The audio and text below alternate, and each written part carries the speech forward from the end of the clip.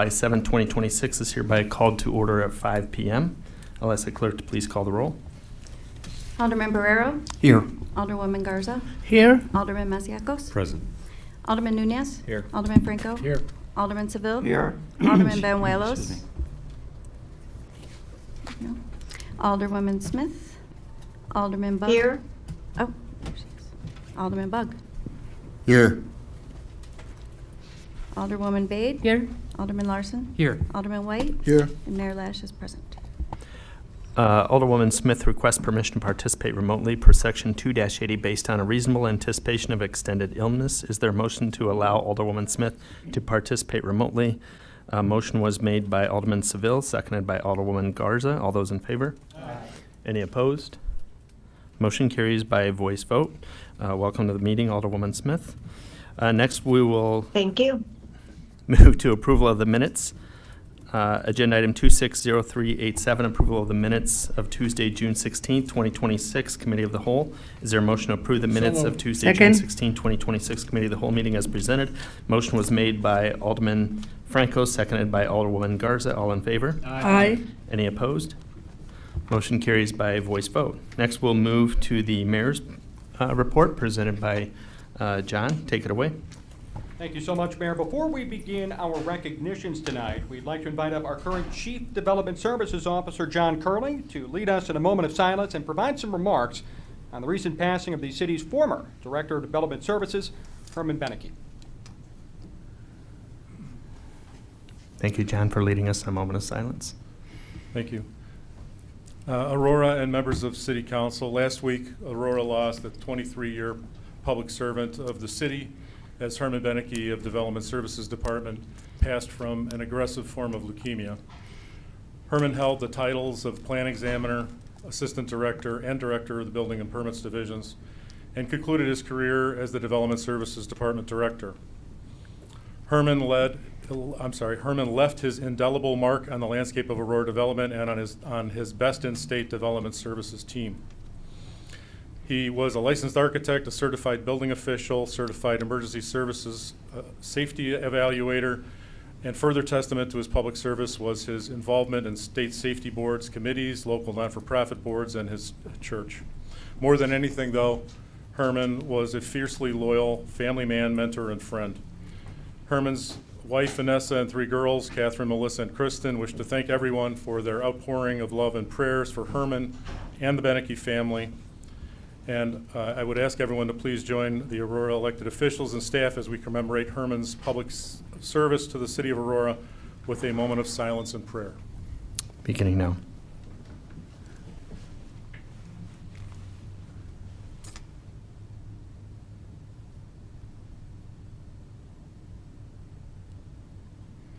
Thank you. Thank you, John. Thank you. Thanks to all the aldermen and city staff who attended the services. Alderman Smith? Could I just say something? Sure.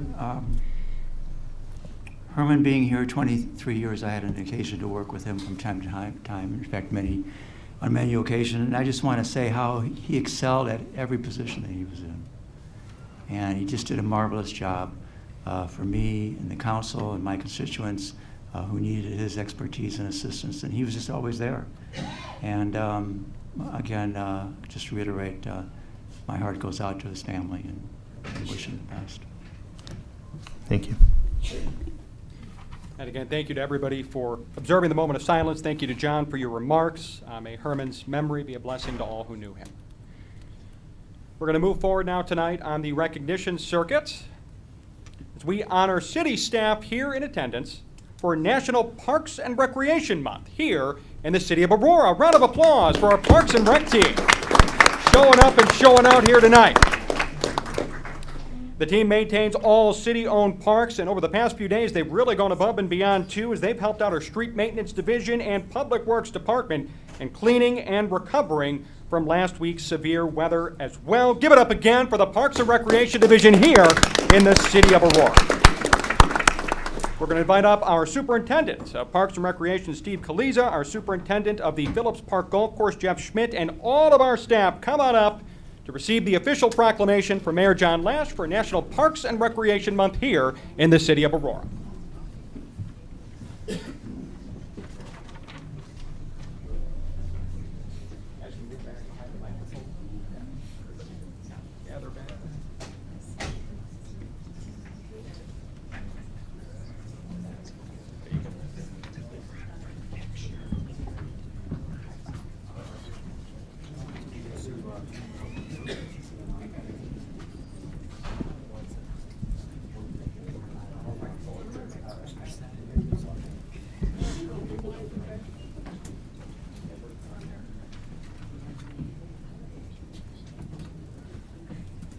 First, I know a lot of the members of our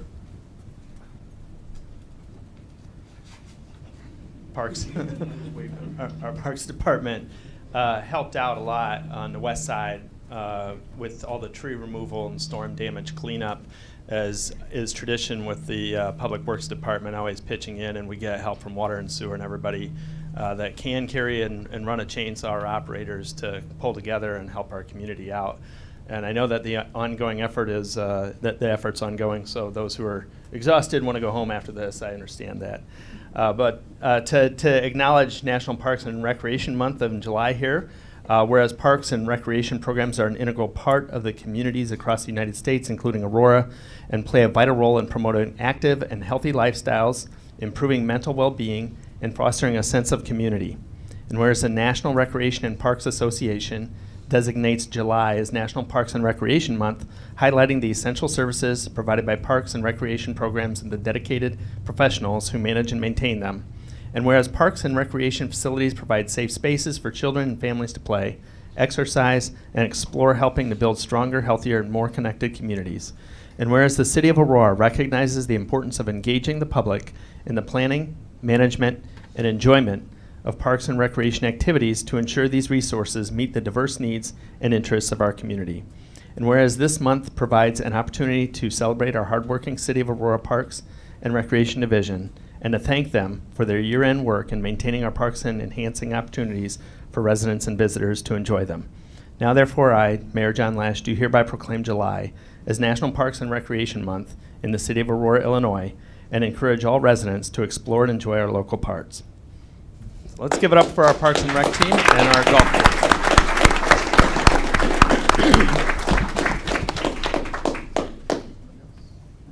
You're holding the photo. I was told you were looking at it.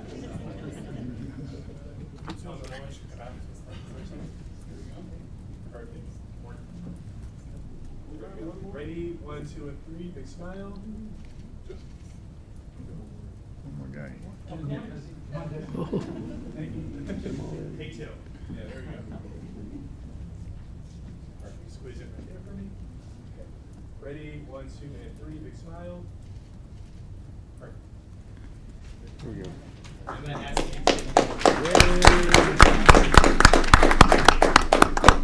Hang tight. Hi, I'm Steve Kaliza, Superintendent of Recreation, Parks and Recreation.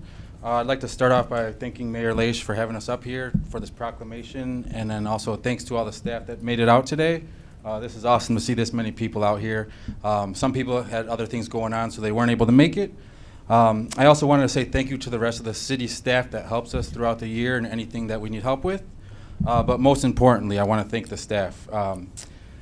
I'd like to thank the staff coming in every day with one goal in mind, and that one goal is to serve the residents of Aurora and give them a place to go enjoy on a daily basis. Every park, every clean trail, every safe playground, every thriving habitat all have one thing in common, and that is the people who care for them. Every day, long before most visitors arrive, and our staff is already out there shaping the experience people will have. You mow the fields that become someone's favorite Saturday memory. You trim the trees that shade a family picnic. You repair playgrounds that keep kids safe. You clean restrooms that make a parent's day easier, and you prepare ball fields that turn into unforgettable moments for young athletes throughout Aurora. And you also come in and you show love and compassion towards the animals that you take care of on a daily basis. Our staff is the heartbeat of Parks and Recreation, and the reason for our community gets to enjoy beautiful spaces every day. The staff shows up in the heat, in the cold, in the rain, and in the snow. They fix what breaks, improve what works, and take pride in details most visitors will never see. And the zoo commitment goes even further, being that for 365 days, no matter the weather, no matter the holiday, animals do not take the day off, and either do they. So I truly appreciate every person that works for the Parks and Recreation Division. The staff's hard work creates memories, it builds communities, and turns ordinary days into family's treasure. Parks don't look great by accident. They look great because of hard work that is put in on a daily basis by all staff members, from seasonal employees, office staff, people over at the visitor center, maintenance workers, and supervisors. So I just want to say thank you to everybody for all your hard work, and then thanks for having us here.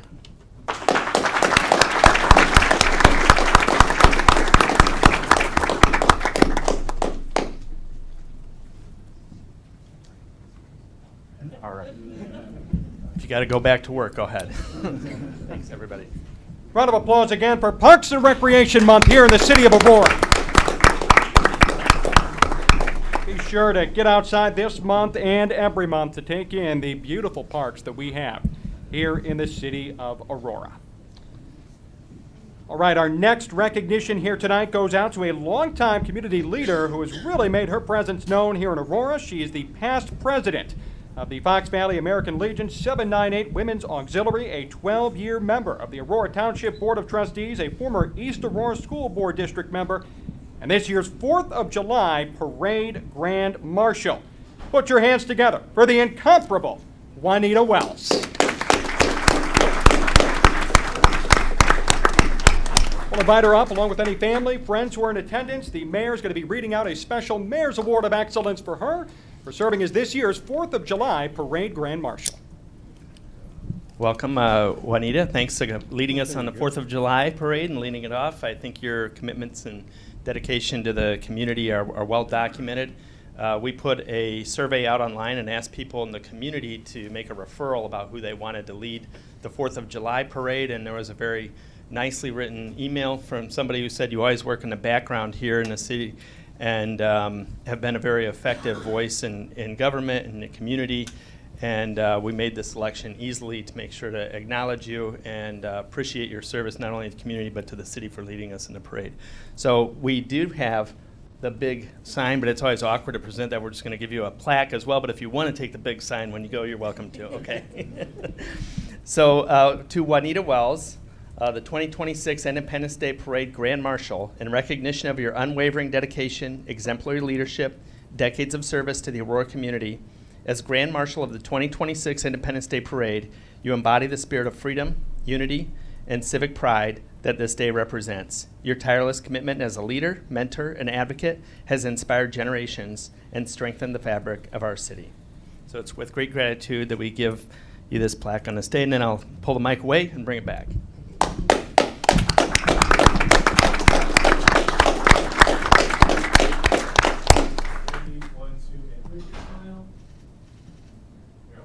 And then we'll say just a few words.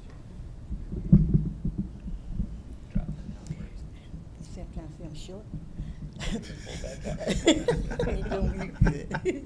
First of all, giving honor to God for allowing me to serve the residents of the Aurora community for over 30 years. And a special thank you to the Special Events Committee for selecting me for the Grand Marshal for the 2026 4th of July Parade. And thank you for the mayor for honoring that selection.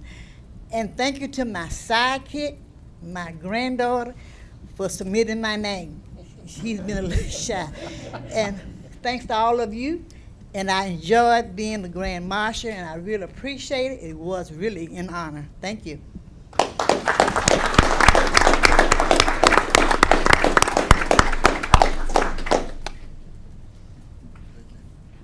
Do you guys want to get in the photo since you're the nominee?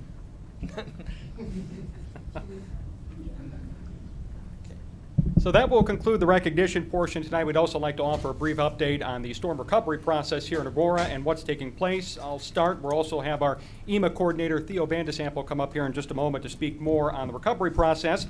The city received nearly 8 inches of rain in just a 48-hour time span late last week. Since Thursday, the Public Works Department and Street Maintenance Division have been working really around the clock to fast-track that cleanup process and recovery process.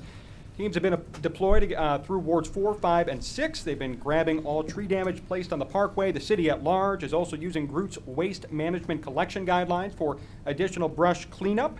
The streets team also wants to remind residents, especially those living in 4, 5, and 6, to keep your cars off the street at this time. This is really going to help enhance the cleanup process by allowing city vehicles to get closer to debris and allow that fast tracking of the debris pickup process and removal to take place. I'll also invite up at this time our EMA coordinator, Theo Van de Sample, to talk more about how residents can report some of the damage they've sustained during these historic storms. Thanks, John. So there was just a little bit of confusion because in the past we put out our own survey. The Kane County also put one out, but there might be some confusion in the public about which one to fill out. That's why Theo's here to just share that with us, and then we'll make sure to share. Did we already share with the Alderman's office all of the links for people to fill this out? No, not yet. Okay. We, Can you pull that mic just a little bit closer? And name and title. yep. Theo Van de Sample, EMA coordinator, City of Aurora. So what we have is a damage assessment survey. What it does is that it provides residents with a way to report whatever damage they have within their homes or businesses. The QR code is active. Now this is the one for us in Aurora. But there is one for Kane County as well. Just keep in mind that if we went through Kane counties, we don't get that data. So it's best that we can collect as much of that data as possible.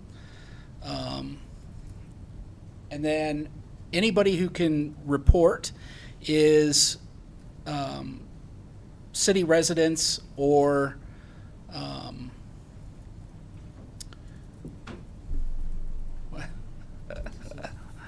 city residents or businesses. So, And then the rest of internally, the city itself has to report all of our losses or expenses, including staff time and overtime as we respond to these. So just as an understanding to the process, so for public assistance, there's a per capita of each resident that has to be met. $4.86. And Kane County has to account for that with 2.5 million. Aurora shouldn't be exempt from, they shouldn't be too hard to get that information. It's just that we need that reporting through the surveys. Individual assistance, it doesn't have a defined threshold, but this would be for uninsured and underinsured members of our public. And then the small business administration, that's where we can get funds. Well, I won't say that. That's where we can get the answers to a lot of our other issues that we came in under the business. So if aldermen have a resident who experienced some damage that's uninsured, they can report it via this link or via Kane County's. Yep, this link right here. Okay. And we're going to send that over. I think we also sent this out to the public, and we have received quite a few submissions already, correct? Yes. Okay. Any questions for Theo? Question. Alderman Franco. I want to separate this a little bit. Uninsured, they'll file this. Tell me about underinsured, because there could be some people who are insured that may not want to pay their deductible, may not want their premiums going up. How does that all work with this? Because you're going to have a lot of different layers of people filing or want to file. So how do we separate you're eligible for this, but you're not? How do we look at that? So I'm going to defer to my coworker Mia. She handles a lot of that ins and outs. You can adjust the mic and introduce yourself, please. Thank you, appreciate it. Oh, I pulled it straight off. Sorry.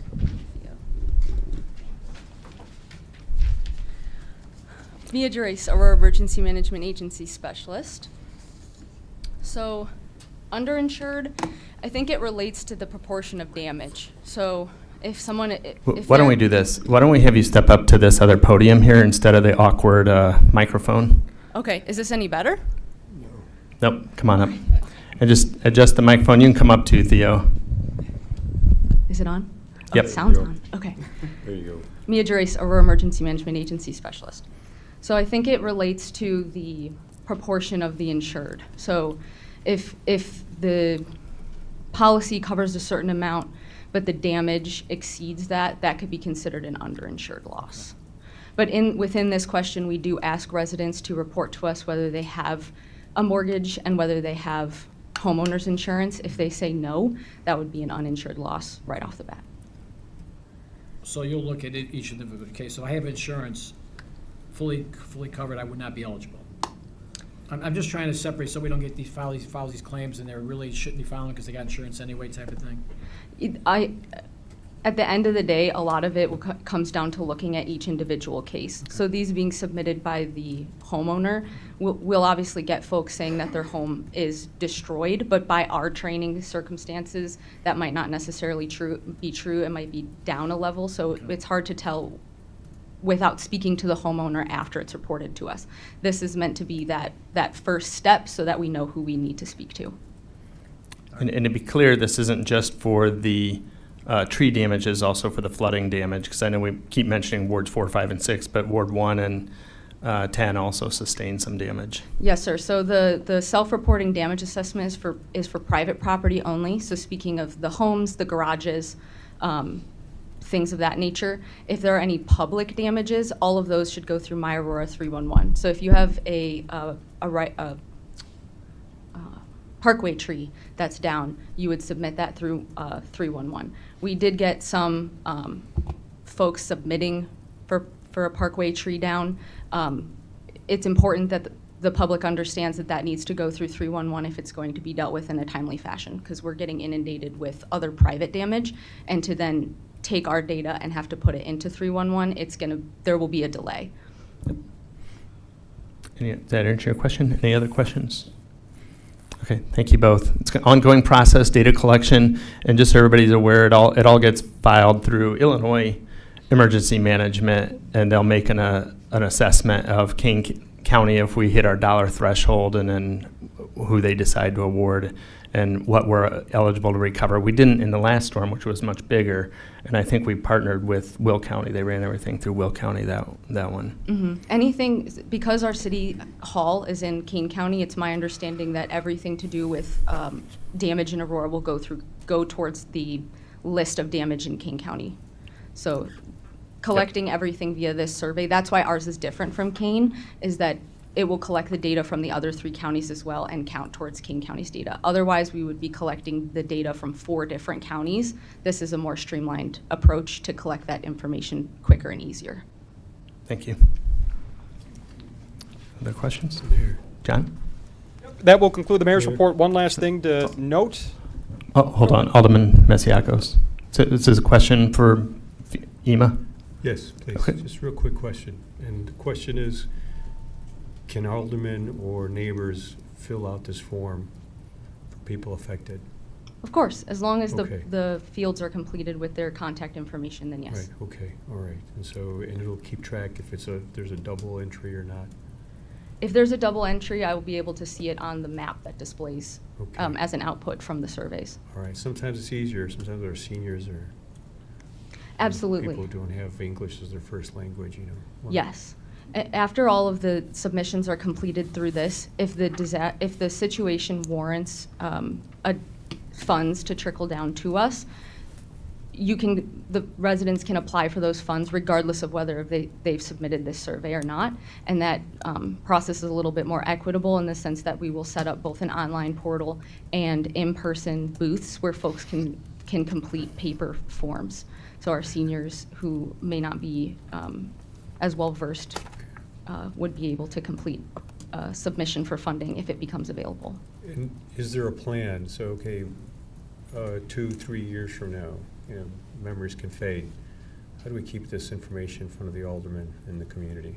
Absolutely. We're gonna do an after action report and maintain that after action report moving forward. That goal was to establish a benchmark of city funds that should be made available or prepare them for what could happen. Well, what I'm trying to get at is there something in your process where a message is sent out, for example, to our chief of staff in the alderman's office, who can send us an email and or a text message reminding us of this whenever there's a potential event that would warrant this type of data collection? Yes. So there are some guidelines that we have in terms of forecast. So if the forecast is projecting to be particularly concerning, we are able to post this on Facebook. So that's our primary route of distribution for that at this time. If notification of this form being posted to our Facebook is requested by the alder people, we're happy to provide that to you so that you may all distribute it to your residents. Yeah, not all of us are very Facebook savvy. I'm not as savvy as my kids or maybe even my spouse. So Sure. Sometimes the old traditional ways of communicating work better, like a text message. Well, it's not traditional, but Sure. or an email. We do have the My Aurora alert, and that's kind of it gives us the opportunity to send out those messages in mass. However, it's a subscription-based service, so the residents have to agree to being on that list. So we can send the link directly to them through that process. That's something that we need to explore. Well, what we're trying to get at too is we're part of the team, right? So when we have a major event in town, like the one we had the other day, we have an option to get in our car and look around what's happening in our ward. So if I have that handy on my phone, I can just step up to the resident and say, hey, you know, are you interested in putting this, providing data? Sure, See how this absolutely. could help out our city, right, and our residents. So that's the on-hand information where I don't have to go back to my office or come back here to the alderman's office to find the information, to go back to the neighbor or to the resident. So having that timely information that can be sent out from our Absolutely. office as well, if you send it, would be very beneficial, I think. That's what I'm trying to get at. This link should not change. So after the submissions of all of the damage from this storm, that data will be pulled and archived as appropriate. Then it will be deleted just from this portal. The data will be saved in a spreadsheet separate and maintained as accordance with the city's saving of documents. Sure. But this link should not change. So if you'd like to bookmark it or keep it somewhere handy, it will be available for you at all times. And as far as timeline goes, Aurora was ahead of the county on this in getting our link out and damage assessment survey out there. So, but and it was one of the most shared posts that we've put out. But to the alderman's point, you know, we can do that for sure. One, share social media graphics and the link for them to use should they just decide to help on the spot. Yeah, thank you, Mayor. Appreciate it. Thank you. Thank you. Last item of note, as part of the mayor's report, remember that you could file to get a free tree planted. So if you've lost some trees, parkway trees, you could file a report on My Aurora 311, and the Streets Division can plant a free parkway tree for those who've lost some trees, maybe due to this storm or just in general. So something to keep in mind as things move forward. But that'll conclude my portion of the mayor's report. Thank you. Thank you. Thanks, John. And for any people that came just for the presentations or awards who want to skip the next session, give you just a minute to file out. You're certainly welcome to stay as we move into the next section of public comment. Madam Clerk, do we have any members of the public wishing to offer public comment? We do, Mr. Mayor. Will you please read the rules of public comment? Pursuant to the Open Meetings Act, all persons shall be permitted an opportunity to address public officials under the rules established and recorded by the council. Under our rules, any person may address the committee of the whole for up to 3 minutes with a maximum of 30 minutes allotted for all public comment. No person other than the timekeeper or the chair for the purpose of maintaining order may interrupt a person recognized for public comment during his or her comments. Members of the committee of the whole shall not engage with nor respond to a speaker during the time set aside for public comment. Staff is directed to follow up with members of the public with respect to any concerns raised during public comment within the scope of the city's authority following the adjournment of this meeting. Thank you, Madam Clerk. Will you please read the name of the first person to wish to offer public comment? Rick Lawrence.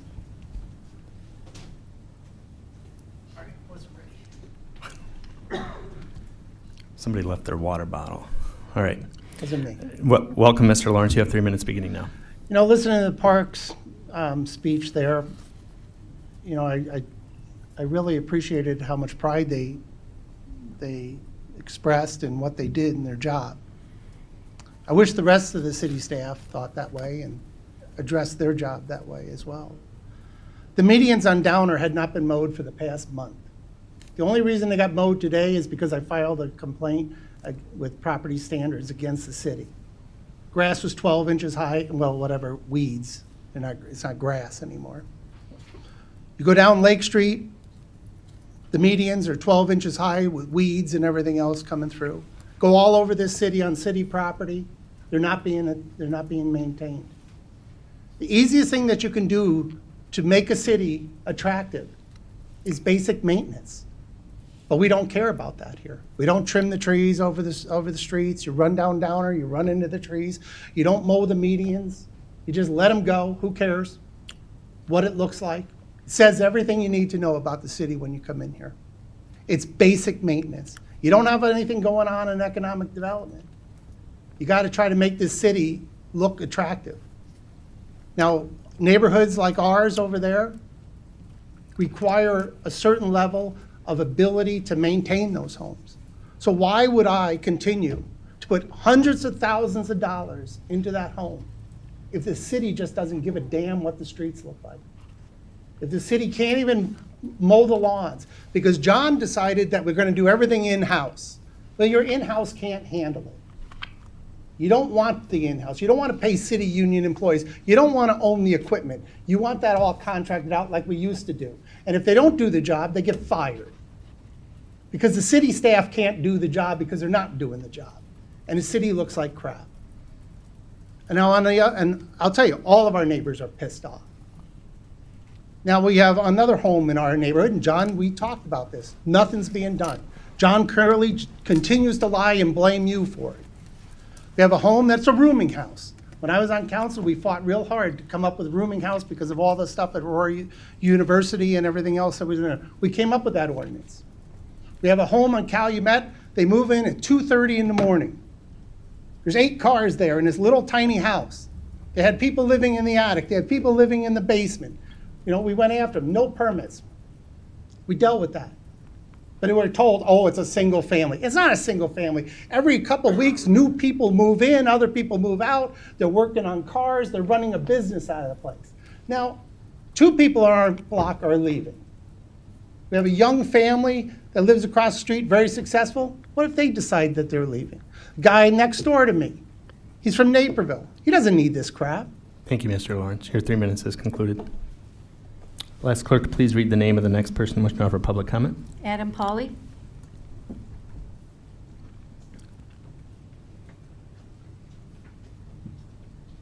Welcome, Mr. Pauley. You have 3 minutes beginning now. Thank you for yielding me the floor. A few weeks ago, I spoke with the mayor on the issue of the creation of a recall mechanism in the city of Aurora, where he made it clear my continued involvement would be detrimental to my career and that my name would be dragged through the mud. I had dismissed these as kind warnings until I was made aware of messages that the mayor sent to colleagues that I had been neutralized, silenced, and that I was afraid. I rise today to say that I'm not afraid of you, John. As for dragging my name through the mud, to quote Michelle Obama, when they go low, we go high. The issue of a recall mechanism does not belong to any person or entity. This issue belongs to the people, the same people that everyone on this dais has sworn to serve and obey. I look forward to the continuation of trying to find common ground, because I think we're all good people here, and I have no malice in my heart for you. I still love you, John. And I look forward to seeing you all on filing day. Thank you. Thank you, Mr. Polly. I'll ask clerk to please read the name of the next person wishing to offer public comment. Danny Sori.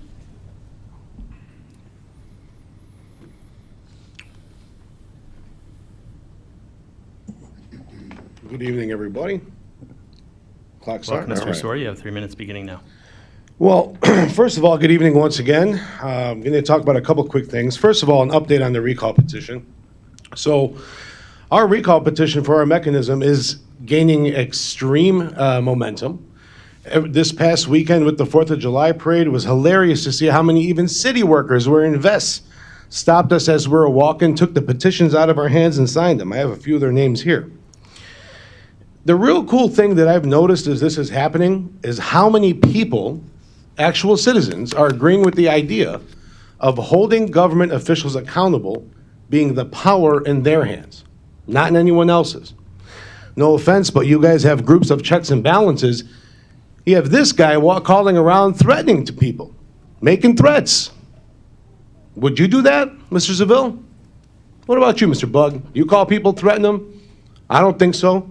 Ms. Garza, you're going to have people driving around making a slashing throat sign if someone is your opponent? Ted, what about you, man? You going to stand up, or are you afraid of the guy as well? Here's the bottom line, bro. If you're going to make your threats, they mean nothing. You're empty. You're hollow. Your threats don't scare anybody. So knock it off. For someone who claims for 2.5 years that Richard Irvin was such a pest, he went after people, he had issues with other folks, he was vindictive. Bro, you're twice as bad. You're nothing different than Richard Irvin with a lot less worse of a tan. You're not, like, this is not a joke, man. These are people that are they're lifting their voice in civic duty to sign a petition, and you want to harass people, you want to threaten people that their careers are going to be destroyed, you're going to put them in jail if they're helping with this? You act like nothing but a funzaloon, bro. And for those of you that don't know, a funzaloon is a guy that farts in the bathtub and bites the bubbles. That's your personality. Your own allies in town. You can look at the clock all you want. I know I can see the clock too. Your own allies in town have signed this thing to give the power back to the people. You claim to be someone that got into this for the people. It turns out that you actually lied. You're only in this for a small group. So you're not about the people, you're about your people. Last time I'm going to tell you respectfully, knock it off with the threats. It's hysterical. And for those of you in the council, if you're not going to speak up about this man threatening citizens, we're going to remember that when you come up due for election. Knock it off with the games. This movement is bigger than you, it's bigger than Richard, it's bigger than anyone else. This is about the people having control. Thank you, and I yield back my time. Thank you, Mr. Sori. I'll ask the clerk to please read the name of the last person wishing to offer public comment. Kiana Savage.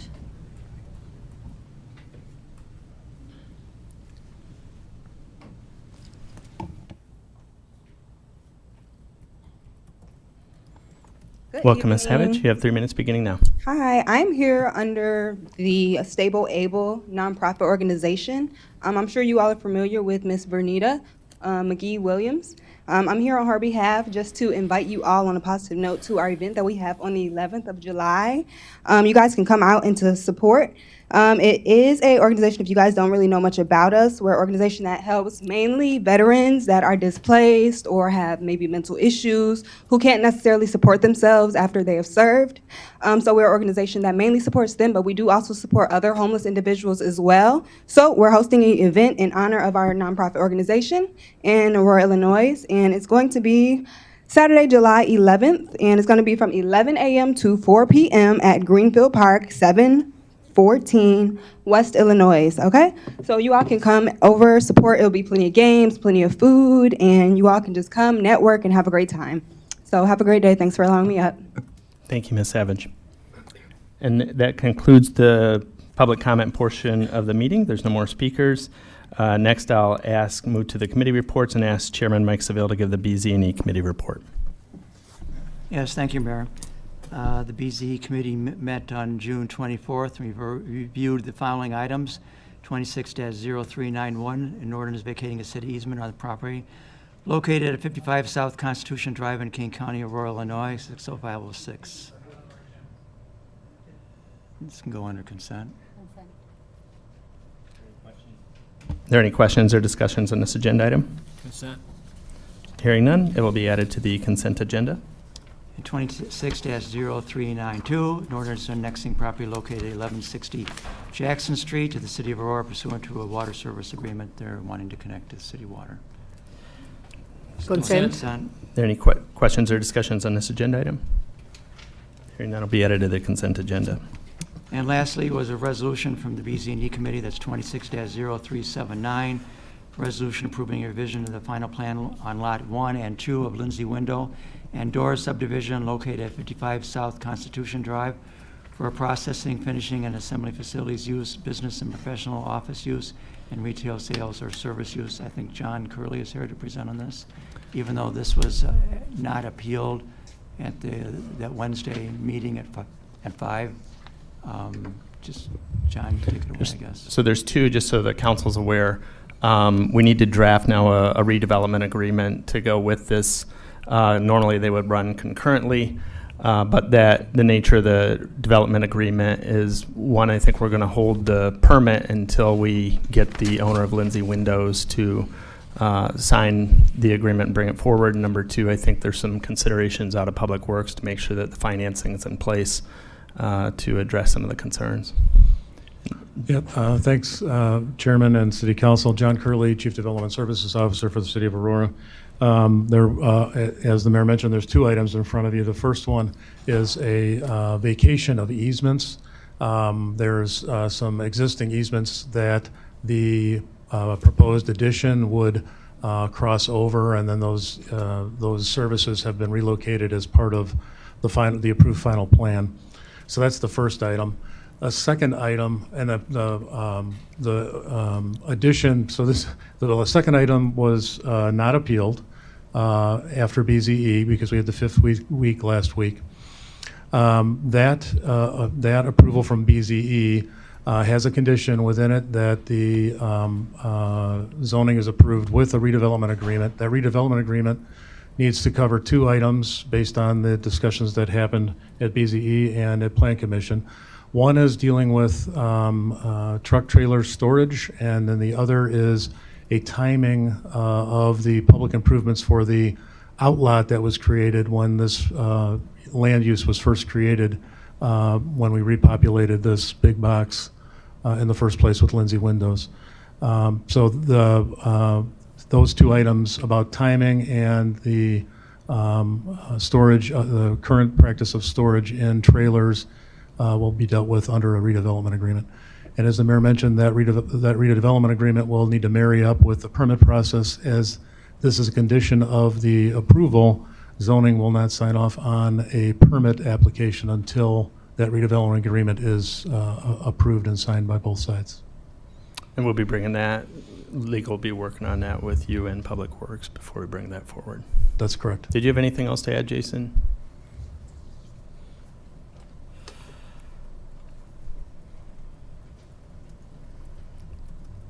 Jason Bauer with the Department of Public Works. Yeah, John and I spoke earlier today. I know that there's been some discussion on it, but the biggest concern with that redevelopment agreement is to make sure that the timeline for the public improvements, as John stated, is covered, whether it's in relation to the development of the outlot or a set period of time, which right now sounds like 2 years. So whichever would happen first. So if the outlot gets developed in advance of that 2-year window, we would then trigger the installation of that water main.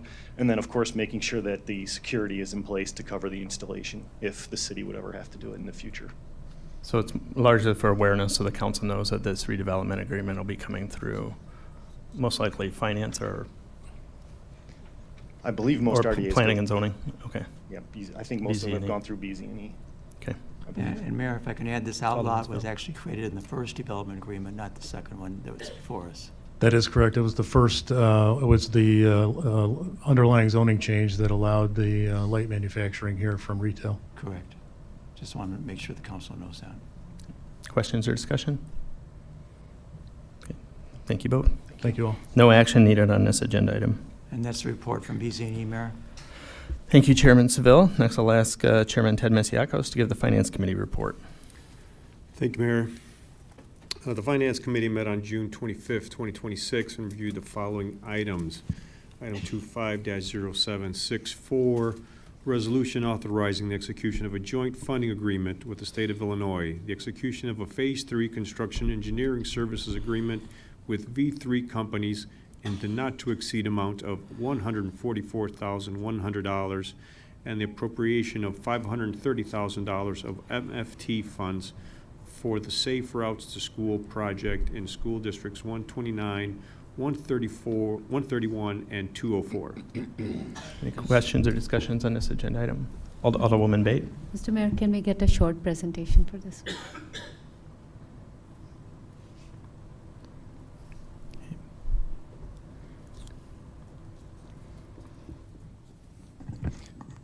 Good afternoon, Jason Bauer with the Department of Public Works. So this is the Phase 3 engineering. So this is, we're getting this set to go. The construction is most likely going to be next year. We think this might get onto a state letting sometime later this year, but it'll be past the construction window. And the way these agreements work, so we will be in charge of the, much like all our other joint agreements, we'll be in charge of the contract with the consultant engineer that's doing the inspection. The state bids out and is in charge of the administration of the contract once it goes to a state letting. And then we will have to reimburse them for our share of construction, and then vice versa. We will bill the state for their portion of the construction engineering. So that's all what's contained within the joint agreement. And this is for the Safe Routes to School projects from 3-4 years ago that have been working through the Phase 1 and Phase 2 engineering. So we're basically at the point now where we're getting close to a letting. Okay. So the sidewalk on Eola has been approved, or it's a... No, that was the Granger? Yeah, so Okay. that was the one, so that's a different Safe Routes to Different, School. That was for the call for projects that was 2 years after that. So we're still moving forward with that Phase 1 design. Those projects did not get Safe Route funding, Yeah. but we're still going to proceed moving that Phase 1 forward. A lot of times, your application is much more favorable if you have a lot of those things done, because it helps them. As you can see, we're 4 years later. So it helps a lot to have that Phase 1 moving forward. So that's a different section. Different one. Okay. Thank you, Jason. Yep. Alderman Seville. And do we have a list of sidewalks and locations and the like? Yeah, within the joint agreement, there's an exhibit. I can get a more formal list together, but that is attached to the joint agreement. Is It's that an towards. A? I believe the joint agreement is A. Okay. Yeah, but it's towards the end. I want to say it's a rather long document. I want to say it's on one of the last few pages. Okay, I have it, so I appreciate it. Sure. Thank you. Yeah. Any other questions or discussion? Consent. Hearing none, we'll move agenda item 250764 to consent. All right, Mayor, the next item, 26-0262, a resolution to establish a preferred contractors list for the 2026 Aurora Rental HVAC Replacement Grant Program. Any questions or discussions on this agenda item? Consent? Hearing none, agenda item 260262 will be moved to the consent agenda. Next item, 26-0315, a resolution authorizing the execution of real estate contracts to purchase properties and appropriating MFT funds required for the 2022 Safe Routes to School project and the amount of $8,150. Consent? Questions or discussions on this agenda item? Hearing none, 260315 will be added to the consent agenda. Next item, Mayor, 26-0361, a resolution requesting approval of a 3-year support renewal contract to Scientel Solutions LLC, 2021 North Eola Road, Aurora, Illinois, 60502, for network infrastructure managed services of citywide network infrastructure in the amount of $2,168,127. Consent? And this item, Mayor, came out of committee 4-1. information came to light on something I've been keeping track of for some time, and that is that Scientel Solutions has shown that they are not a responsible bidder, which is also part of the requirements for RBO. So I think it's time we start considering visiting our existing responsible bidder ordinance for further clarification and updating of the existing RBO language moving forward. So this item is unfinished. Okay, agenda item 260361 will be put on unfinished business. Does anybody else have questions or discussion on this agenda item? Okay, hearing none, 260361 is on unfinished. Next item, Mayor, 26-0373, a resolution authorizing the execution of a Phase 2 design engineering supplement with H.R. Green, Inc. in the not-to-exceed amount of $17,622 and the appropriation of $17,622 of MFT funds for Safe Routes to School project in school districts 129, 131, and 204. Consent. Any questions or discussions on this agenda item? Pardon? Do we have a list of the streets on this? Jason?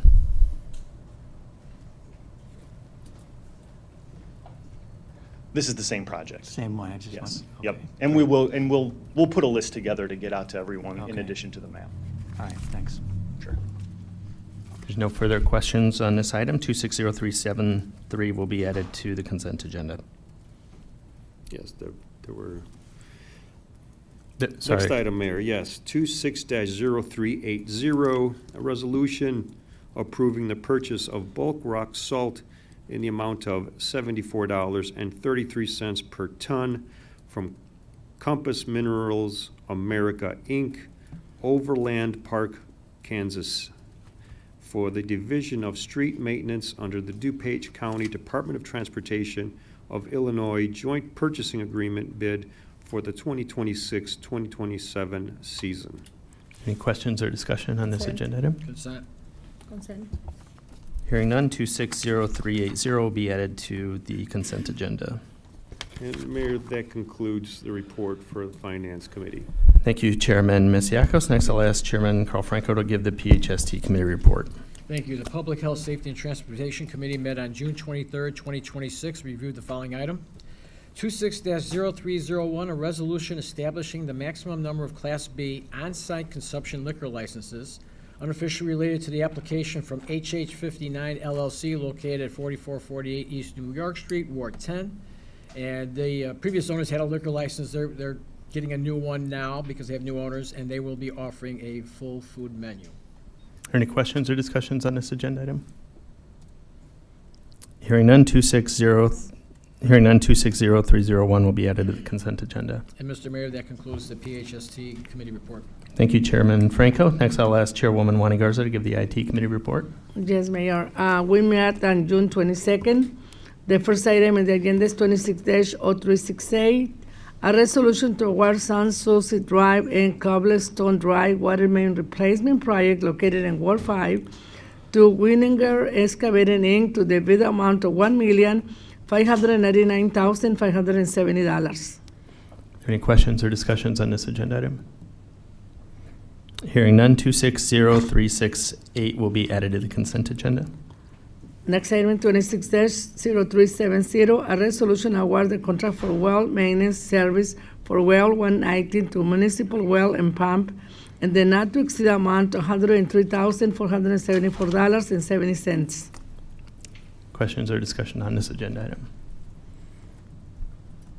Finished or unfinished? Consent? 260370 will be added to the consent agenda. Next item, 26-0372, a resolution to award Phillips Park irrigation pump system replacement project located in Ward 3 to Midwest Well Services, Inc., DBA, Pump Station Professionals, and the contract amount of $244,000. Question or discussion on this agenda item? Hearing none, 260372 will be added to the consent agenda.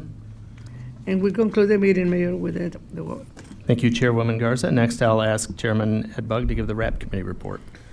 Thank you, Mr. Mayor. The Rules Administration Procedure Committee met on June 16, 2026, reviewed the following items for your consideration. 26-0359 resolution authorizing the execution of an agreement to provide parking for residents of the Hobbs Building.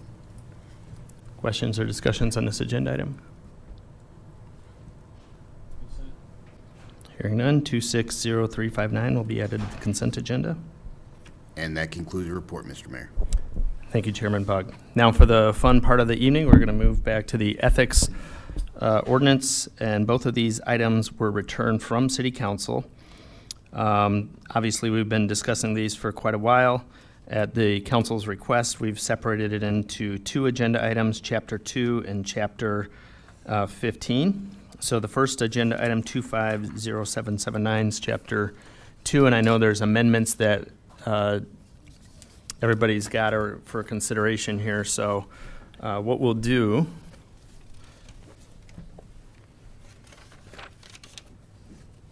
is I'll ask the clerk to first read the first item of items returned from City Council, and then we'll discuss Section 2, and then we'll move to Section 15, and we'll try and keep the amendment discussion on each agenda item as it comes forward. 250779, an ordinance amending and adding sections 2-185 and 2-186 of the Code of Ordinances of the City of Aurora pertaining to the disclosure of economic interests and campaign-related employment and volunteerism. Thank you. I'm going to begin by giving the Corporation Council a chance to explain the number of documents that are in front of you. I know that there were some members of the council preparing and amending amendments for this all the way up till the last minute. So thanks for doing it this way. So I printed out copies of everything. Also, they are loaded into Legistar, and Clerk Stallings was able to provide, to update that. So whatever you're more comfortable with, the iPad or the paper, that's fine. We are going to try to make changes as we're discussing them, but nothing, just so you know, we'll take this back over the next week and review everything again and just make sure that as we're typing, as we're going, we're not making any errors. I wanted to talk to you about what paper is in front of you. So for Chapter 2, you have 4 documents in front of you. The one that's on top is it's a document that's entitled Exhibit A Revised as recommended by RAP on 5/19. So that document is what came out of RAP on 5/19. The next document is staff requested changes. The next document is Barrero's proposal number 4. And the final document related to Chapter 2 is Alderwoman Bates' proposal number 1. And those are the four documents that have to do with Chapter 2. The next section is all Chapter 15. So that is Legistar number 260406. There are only 2 proposed amendments to it. So you have what came out of RAP on 5/19, and then the 2 proposals. And then the very last document you have is actually for I opened a separate Legistar item. So it's labeled 260411 Exhibit A. This will be for discussion only, and that is a document that's been proposed, some changes that have been proposed by Alderman Masiakos, and this is just for discussion only. It's not on the agenda, and if it's something that we proceed with, it will have to be added to a different agenda. And go through the RAP. And go through RAP and COW and so forth. Okay, so we're discussing Chapter 2. Does everybody first have any questions on the documents, how they're presented, or the process as a whole? What we'll try and do is just stick to Chapter 2. first we'll, it probably makes the most sense to discuss it and go through the proposals and then go ahead and actually have amendments because there might be some physical changes. My only other question is, John, Z, can you pull these up on the computer screen as we get to them when we start talking about a page number and a line number? And for members of the council, as you want to discuss an item, if we can talk about, first name the title so we know if we're talking about the original document, staff requested changes, or the Barrero or Bate amendment or any amendment. We reference first the document, then the page and line number that we're working on, so it's clear to everybody where we're at. We'll give people time to get to where they're at. Have we, real quick, have we emailed all these documents to Alderwoman Smith, who's participating remotely? Yes, have you received everything, Alderwoman Smith? I think your mic's off, or your. Yes, I have them all. Thank you. I have all of them. Okay. So first, let's walk through, we have the original document, and this is about the disclosure, Illinois Government's Ethics Act, and then our own local disclosure. And Clerk Stallings has come up and will be talking about some of the staff recommended changes. Or are you handling it? I can handle it. Okay. So if you, with the staff recommended changes, which is the second document in front of you, if you would turn to page 3, line 6, there's a highlighted change there. The word year was changed to preceding 12 months.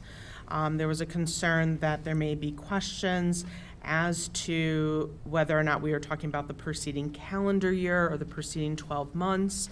And we wanted to clarify we just wanted to clarify that term. So we picked 12 months just because of when the disclosures were being made. Down below on line 15 to 16, this was actually something that, I'm sorry, I deleted and the nature of said work services or financial assistance. This I deleted because I think this was overlooked based on my notes from the RAP committee. This was something that was discussed in RAP, and I thought it had been removed, and it wasn't removed in my prior draft. So my understanding is that RAP had agreed to remove it based on my notes, so I had crossed it out here. On the next page. Mr. Mayor. Yep. Alderman Bug. Thank you. For the sake of time and brevity, although we're going to be here a while, since we have a working document that was passed out of RAP and staff is making very minor changes at this time, one by one, I would recommend that we, these small things, changing year to previous 12 months, if we could accept those minor changes as friendly amendments, get them into the document immediately. If it's unanimous, then we don't have to go over these things 2 and 3 times. Read it. We're saying 12 months to a prior year. Everyone's in agreement. We get a friendly amendment. It's accepted, and we move on to the next item. So on these things. I agree with that approach. What I was thinking is we would walk through the first list of staff recommendations, then entertain a motion for the main motion, and then entertain a motion to accept these as a friendly amendment, and then move to the other amendments. Just as far as process, because what we've seen with some of these is that we make a motion in a second, then we all start discussing it and decide to change words. If there's going to be a change, rather just change it now. And does that make sense? Yes, to a degree. Okay. I mean, friendly amendment is unanimous. There's nothing changed. You accept it immediately. If it's not a friendly amendment, then that's when you have the discussion. But I think you can knock some of these out like that. Okay. But we don't, so as of now, we don't have a main motion even, so. Oh, I realize that. Okay. That's why I brought it up now. Okay. I can't make motions. Do you want me to keep going? Yeah, Okay. let's just walk through the changes and see if Okay. there's any discussion on this, and then go through the main motion Okay. in second. Okay. So page 4, again, line 3, calendar year to 12 months. Page 4, starting paragraph 4, line 14. This was, these changes, line 14 to 23, and then page 5, line 1 through line 10. These changes were made after some internal discussion in the law department to clarify and tighten up some of the language here.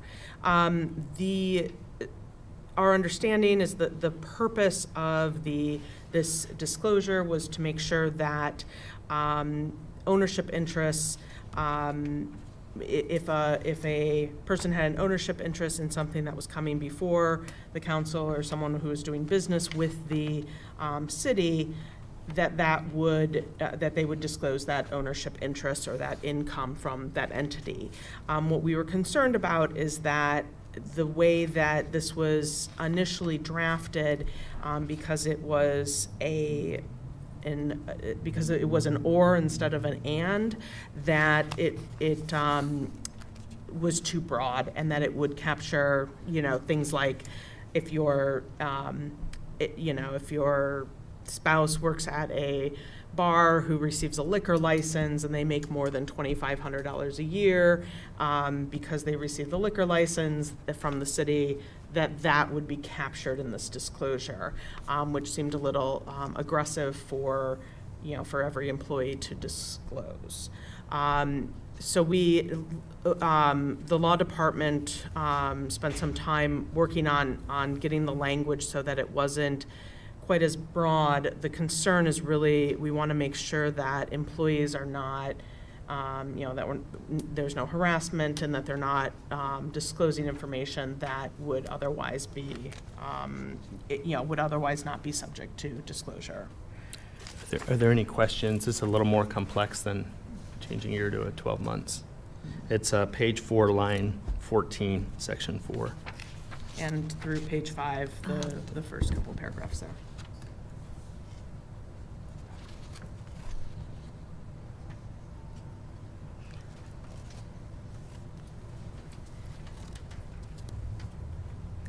Alderwoman Bate. Thank you, Mr. Mayor. Just a small clarification. On line 18, the or stays. On what, sorry, which page and line number? Page 4. So that could be an or and. We opted to keep it as or because that was what the original language was. So it would be list any entity in which the covered person or immediate family have an ownership interest, or from which the covered person or immediate family receive an income in excess of $2,500. If it could be an and. It's entirely up to the city council. Any other questions? Is it clear? So I think this was discussed at RAP also, and that's where we had said that it should be and. Chairman, if you could. We discussed a lot of things around. Yeah, this was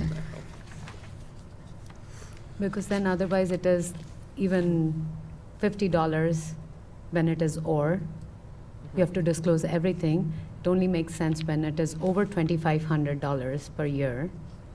That's when you need to report. Otherwise, rest of the line doesn't make sense. You're reporting everything, right? I think it's an ownership interest, or you make money as an employee, So versus unless they- ownership interest and making money. So unless it is $2,500 over a year, do you still need to report? That's, otherwise, like, the $2,500 requirement should not be there. You have to report it. It only becomes reportable when it is entity ownership interest and over $2,500 per year income. Well, Right. I'll just say this, we did discuss this in RAP. It can be confusing if you just added immediate family have an ownership interest in excess of $2,500, and then, or from which, so add in excess of $2,500 under each section, ownership interest, or you receive money, receive income. So just add the 2,500 requirement under both of them, and then it's very clear. Okay. Is everybody clear on that language change? Do we want to, do we want to look at it on the screen? I wrote it down on mine, but John, do you have the ability to get in there and type? It's Deb. So Deb, sorry. If it's line 18, family have an ownership interest Of, of. or in No, no, in no, excess. Don't delete anything. So after ownership interest on line 18, in excess of $2,500. Yep. Or from which the covered person or immediate family receive income in excess of $2,500. Is that it, Alderman Bug? Yes. Okay. Alderwoman Bade? I'm just trying to. So it basically says, if you have an ownership interest worth 2,500 or more, or if you make 2,500 in As an employee. salary or some other employment, that then you have to report, disclose. Just trying to read the Yep. legal language and understand, but whatever you said, that makes sense to me, if that's what this means. It is, and we can, I mean, we can talk about it in the next, week Okay. if you give it more thought and have. Perfect. Yeah. Thank you. Okay. Okay. Any other just questions, one. Alderman Nunez, on just this topic? Just this adjustment, if the cursor could just move a second, please, sorry. Thank you. So ownership interest in excess of $2,500. So how is an individual supposed to evaluate their business if they're not a CPA or anything like that? I agree, because I would do it as a percentage or a number of shares. That's how I would do it, as like 5% or something, in excess of a certain percentage of the ownership interest. I think that is typically how you would know. You have a certain ownership interest in a business. It's usually by number of shares or a percentage. So I don't know how you, I agree. I think the valuation becomes an issue here. Alderman, you could say valued interest, valued in excess of, But or you could then change you, it to a like, where- percent. Alderman Bug, I don't know if you guys discussed a percent. We did not. I believe for your taxes, you have to estimate mostly a number on your ownership interest on things. I don't think this is any different. I mean, it's as small as $2,500. But yeah, on your taxes, you have to do some type of evaluation of your ownership interest in entities. Is there any other members that prefer a percentage instead of a dollar amount? Can I ask a question? Alderman Seville? Where did the original dollar amount come from? Who initiated that, $2,500? And what was the reasons? I think it was just a threshold that's been discussed as to, if you own business or part of a business, or you work at a business, or your family member does, then we should disclose that to the public so they know. So that was part of the original ordinance, I guess, is what I'm asking. Correct. I would assume that 2,500 number. I don't remember that 2,500 number being changed, but it's one of the again, it's been 9 months. I'm not sure that I remember every change, obviously not. Anybody else from RAP?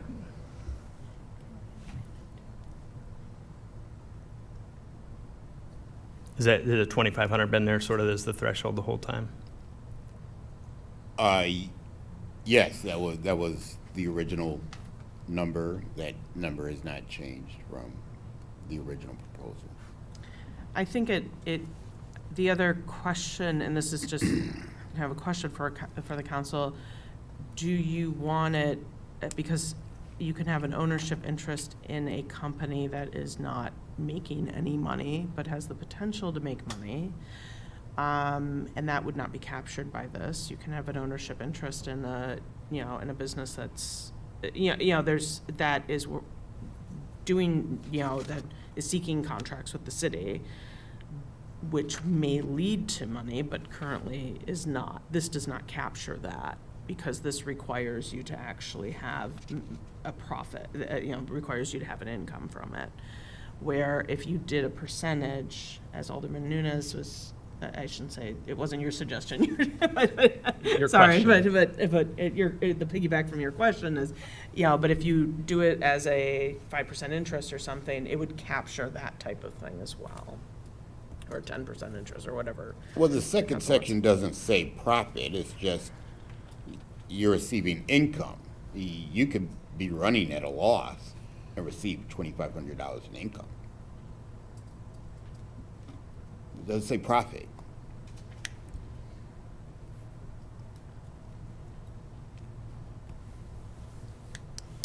Questions? Is everybody okay with the language that's on the screen?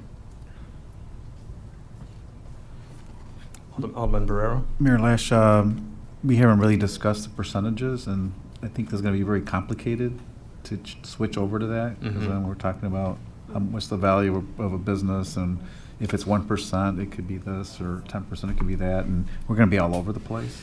And if you don't disclose it in year one, but it gains value, let's say you have 5%, and you would have to disclose it in year two when it had value, according to this. Would it make more sense to add the word ownership interest valued in excess of 2,500? Would that further clarify, or not necessarily? I think it would help. Mayor, Alderman Masiacos? I don't know how that's going to have any value. You can open up a company here in the state of Illinois with 10 shares at $1 apiece. $10.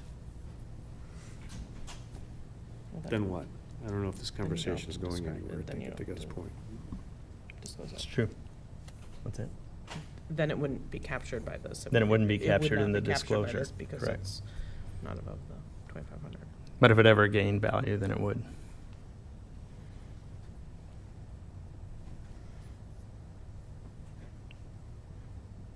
Are we good leaving it at 2,500? Pardon? Okay. We'll move forward to the next one.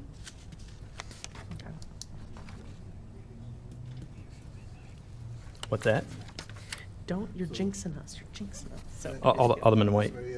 Just one question about this, and maybe I'm thinking about it too broadly. So, ownership interest of immediate family member or yourself, income in excess of $2,500. So if I own stock in a general company, we'll just say Amazon, and then I sell that stock, then I have to report that. If they're doing If it's business over with the city. If they're not, okay, got it. So if they're not doing business with the city, then I wouldn't report that. So then, but Amazon, I mean, we have an Amazon account, so Yep. I would be, Yes, so I'd have to report that. Amazon is one of our vendors. Okay, got it. Any other questions? Okay, next section. Okay. I don't know if anyone had any questions about on page 5, Line 16. line 16, it was changed to 12 months. And then, again, for the last paragraph there, paragraph 6, so again, the legal department had an internal discussion and narrowed this. The reason we did is we were talking about the type of things, as it's drafted, the type of things that would fall under this, and we think it's, again, it's too broad. For example, because this includes any application to the city for any license or permit, like a permit for occupancy or a, liquor license, or if we start doing, business registration again as required under our ordinance, it would include any service provided to someone. So it would be anything from as simple as a dinner that costs more than $150 at a restaurant that has a liquor license, or getting a haircut, or I can I don't get them very frequently, obviously, but their women's haircuts tend to exceed, $150. We were concerned that it might encompass things like medical or dental services, which would be problematic for employees and for aldermen as well, elected officials, because that touches upon some HIPAA concerns, that we don't want people to have to disclose that they see a doctor here or what doctor they see in Aurora. Okay, so what we did was we narrowed this to, because I think the concern is that people are receiving services that are really more like gifts, that they are services they're not paying for. I think that was the purpose of this paragraph 6 when it was being drafted. And to the extent that that is being targeted, we felt like it could be narrowed to encompass gifts as they're defined under the Gift Band Act, which we've incorporated into our ordinances. So gift is defined in our ordinances under 15103M. And so this language here would mean something that is given to you without, or given to an employee that's not paid for. Okay, so the change here is meant to eliminate some conflicts we thought that would occur with including service as such a broad term. That may include things as simple as a haircut or eating out, or I mean, almost anything can be, service. That's a pretty broad umbrella. So we wanted to make sure that we were targeting what the city council wanted to target, but also not making this something that would. We don't want people to be discouraged from using businesses here in Aurora because they'd have to keep a list all year. Question. Yes. Alderman Franco. Does any of this contradict state law up to this point? Because I'm listening to some stuff and I'm hearing about what we've done, but what I'm concerned about is what we've done. If it doesn't mirror state law or is in sync with state law, are we violating anything? So I'm just leaving it to you. I just want to make sure. No, this is consistent with state law because the Gift Band Act actually requires the Gift Band. I assume everyone's familiar with it, but the Gift Band Act does not allow you to accept gifts from prohibited sources, which are outlined in the Gift Band Act, in excess of $100 a year, right? So this essentially, there's a lot of exceptions to the Gift Band Act. So what this would require is a gift that you receive from one of the exceptions. So from a non-prohibited source, or that falls on under one of the exceptions, that would have to be disclosed. So it expands it would expand the disclosures. Because there's no disclosure requirement under the Gift Band Act, even though saving your receipts is always a great idea. But you don't have a disclosure requirement. So this creates a disclosure requirement. The limit is not set the same as the Gift Band. That was I don't know when that was set at 150 in our discussions, but it's at 150, but it would encompass things that would be allowed under the Gift Ban, and this is just requiring a disclosure of that. So the Illinois Gift Band Act is still something we all have to follow, but this requires disclosure. Any other questions on this section? So pretty much line 17, page 5, line 17, eliminating the loans and services. And then on page 6, lines 1 through 4, changed again the preceding 12 months versus calendar year. And then we made it a cumulative total because we were we didn't, it just seemed like we needed clarification on whether it was one service or one gift or multiple gifts. Okay, any other questions on this section? Oh, go ahead. The next change that staff is recommending is on line 10. The change here concerns just staffing issues and just making sure that we have sufficient staff to handle the disclosures. So the county clerk collects disclosures, as you all know, on May 1st. This is a little broader. This requires us to collect more information, and that all falls on the clerk's office. The liquor renewals are all due April 30th. So needless to say, April is a very busy month. So we discussed pushing it just 1 month so that there's a little more breathing room for staff. And then in order to be consistent with that, we also put it as the previous 12 months so that there wasn't any confusion about what the period of time that you were reporting on. So it was just so in paragraph D, it was changing it from May to June and then clarifying that it would be the report for the previous 12 months. So there's largely consideration for the clerk's office, and even though they have that April deadline, there's usually, I think there was probably 20-some liquor license that we still had to chase down and get them to complete every section of the application to make sure that we're 100%. So even though it's an April date, this will just give the clerk's office a little more time to get through the liquor renewal process before moving to this. Alderwoman Bade. Just wanted to add, it will also help the newly elected people to get some, their data in, submit the form. If we do it earlier part of the year, we won't capture the newly elected. So I think this is a great time. Well, the newly elected, just so we don't forget, the newly elected, if you look down at paragraph E, line 19 of page 6. Oh, I'm sorry, newly elected, I'm sorry. They would have done the campaign disclosures, and then for the newly elected, you're right, it gives them a little breathing room to get their feet under them. I got it, understood, sorry to. May. Yeah, got it, okay. Any other questions or concerns over this section, moving from May 1st to June 1st? Okay. Okay.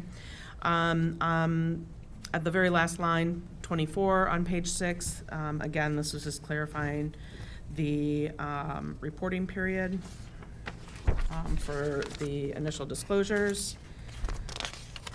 And that's it for the staff recommended changes. Okay. Now I'm just going to ask, because it's COW and we're amending a document that's in front of us, do we need a motion on the main item first, or can we accept these as friendly amendments and include them if the majority of council agrees? If we have consensus, then you can, if everyone's in consensus that the staff recommended changes as with the in excess of 2,500, then you can move on to the next one. But if there's something that there's disagreement, then it needs to be discussed. Okay. So I'll just start and try and give Alderman Bug a minute to get back. Are you okay with this? I'll just move from 1 through 10. I'm fine Alderman with it. Barrero, Alderwoman Garza, Alderman Masiacos, Alderman Nunez.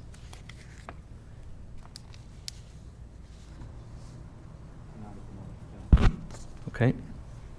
Alderman Franco.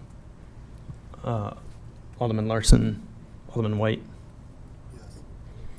Alderman Seville, Alderwoman Bade. I just want to revisit those lines, so then I can. If we accept these changes, you'll get a clean copy next week, and we'll go Okay. through the whole process. And the goal is to try and do it as quickly as possible and email them over, because when entering it into Legistar, Okay. make time, and then we'll notify the council so they know to go in and look at it. Okay. So Alderman Bug, we were just seeking consensus on the friendly amendment to amend the main motion, the staff requested changes. Are you okay with everything as is on the screen? Yes. Alderman Nunez, is there anything in particular that you'd like to see reworded, or any language changes in particular? Alderwoman Smith, sorry. Can you hear me? Go ahead, sorry. Yes, I'm fine with what we've gone over, but same as what Alderman Bade said, that one little section before I make the vote, I'd want to see that cleaned up. But yes, moving forward, I'm good. Okay. Deb, can you scroll back to page 4. page 4, that line 14 through 23, if you can get it. There you go. But I'll clean it up and recirculate. But And Alderman Nunez, if you have any recommended changes now or later, we can certainly. Yeah, I have to review it further. Understood. That's fine. Okay. So for the moment, we have a majority consensus on staff recommended changes. Go ahead, Alderwoman Bade. Two Alderman Burnett asked, I think Alderman at large. No, I asked them both Okay. in order as we went around instead Okay. of. Sorry about Yeah, that. no worries. Okay. Okay, next, you want to move to the Barrero number 4? Is it next? Yeah, that's the next document's Borough number 4, and I'm going to let Alderman Borough present. Walk us through your changes that you'd like to see. Okay, so I was very passionate at RAP committee on the issue of the mile and a half planning radius of the city. So I have an amendment here to address that on page 3 on line starting at line 20. And so down you see the yellow on line 22. So basically, this is eliminating the mile and a half planning radius and changing it to the corporate limits of the city and any unincorporated areas fully bounded by the city or corporate limits or areas within the established boundary agreements. So if you look at a map of the city, we have boundary agreements with all our neighbors, number one. Number two, if you own property with the current language, and you had property, a mile into Naperville, Montgomery, North Aurora, you have to disclose it and we have nothing to do with anything regulating that property. So what this does is changes it to the intent of it, as Alderman Bugg was pointing out, that we have a lot of areas that are unincorporated, a lot of pockets. Well, this would encompass those pockets, this amendment, so we would be covering the same thing. So the intent's the same, it's just that we don't have to disclose anything outside, in another community's boundaries. Any questions or discussion on this language change by Alderman Barrero? Question. What was the original Alderman intent Franco. to put a mile and a half in there? How did that come about? Yeah, Because I think what so- Alderman Barrero says Yep. makes a lot of sense, so I'm not sure how we got to that Yeah, point. the purpose of it was just that, we want to, as Alderman Barrow noted, is we wanted to capture the unincorporated areas that may annex in. The city's planning jurisdiction under state law is a mile and a half. And so that, it seemed like a good number to pick because that's our planning jurisdiction. But as Alderman Barrow pointed out, we have boundary agreements. So, it's, I don't have, from a legal perspective, this is fine. Thank you. And I'm looking at buying property in North Aurora. I'm just kidding. Is there consensus around this section, or is there any other questions about the I'll just say 1.5 this, miles? Alderman Bugg? for our discussion at RAP. My point on this was we want to try and make this as easy as possible for the existing aldermen and any potential candidates, whatever. You can very easily go to your phone at any time, look at the map of Aurora, plug in 1.5 miles, and figure out if a property is in that boundary. None of us have memorized our boundary agreements. I don't know all the boundary agreements around my ward, because my ward is surrounded by 3 other towns: Naperville, Oswego, and unincorporated Plainfield. But I could go on my phone at any given time, plop in the border of Aurora and go 1.5 miles and figure out if that property or that land needs to be reported. So that's what I shared. I believe that's easier for any one of us to, come up with, do I need to disclose this?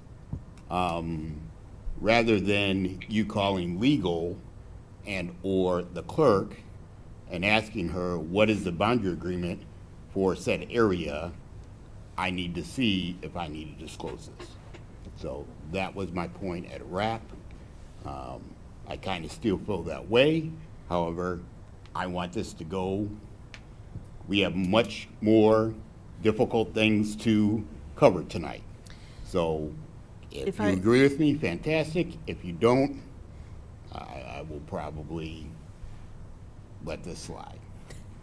I think it's easier the way I said it. If I could add something. So I had a similar concern, and Clerk Stallings and Chief of Staff Cameron and we had a meeting last week with the IT department to discuss how some of this information would be presented on the website, how a candidate would access this information. One of the things that was discussed was this mapping.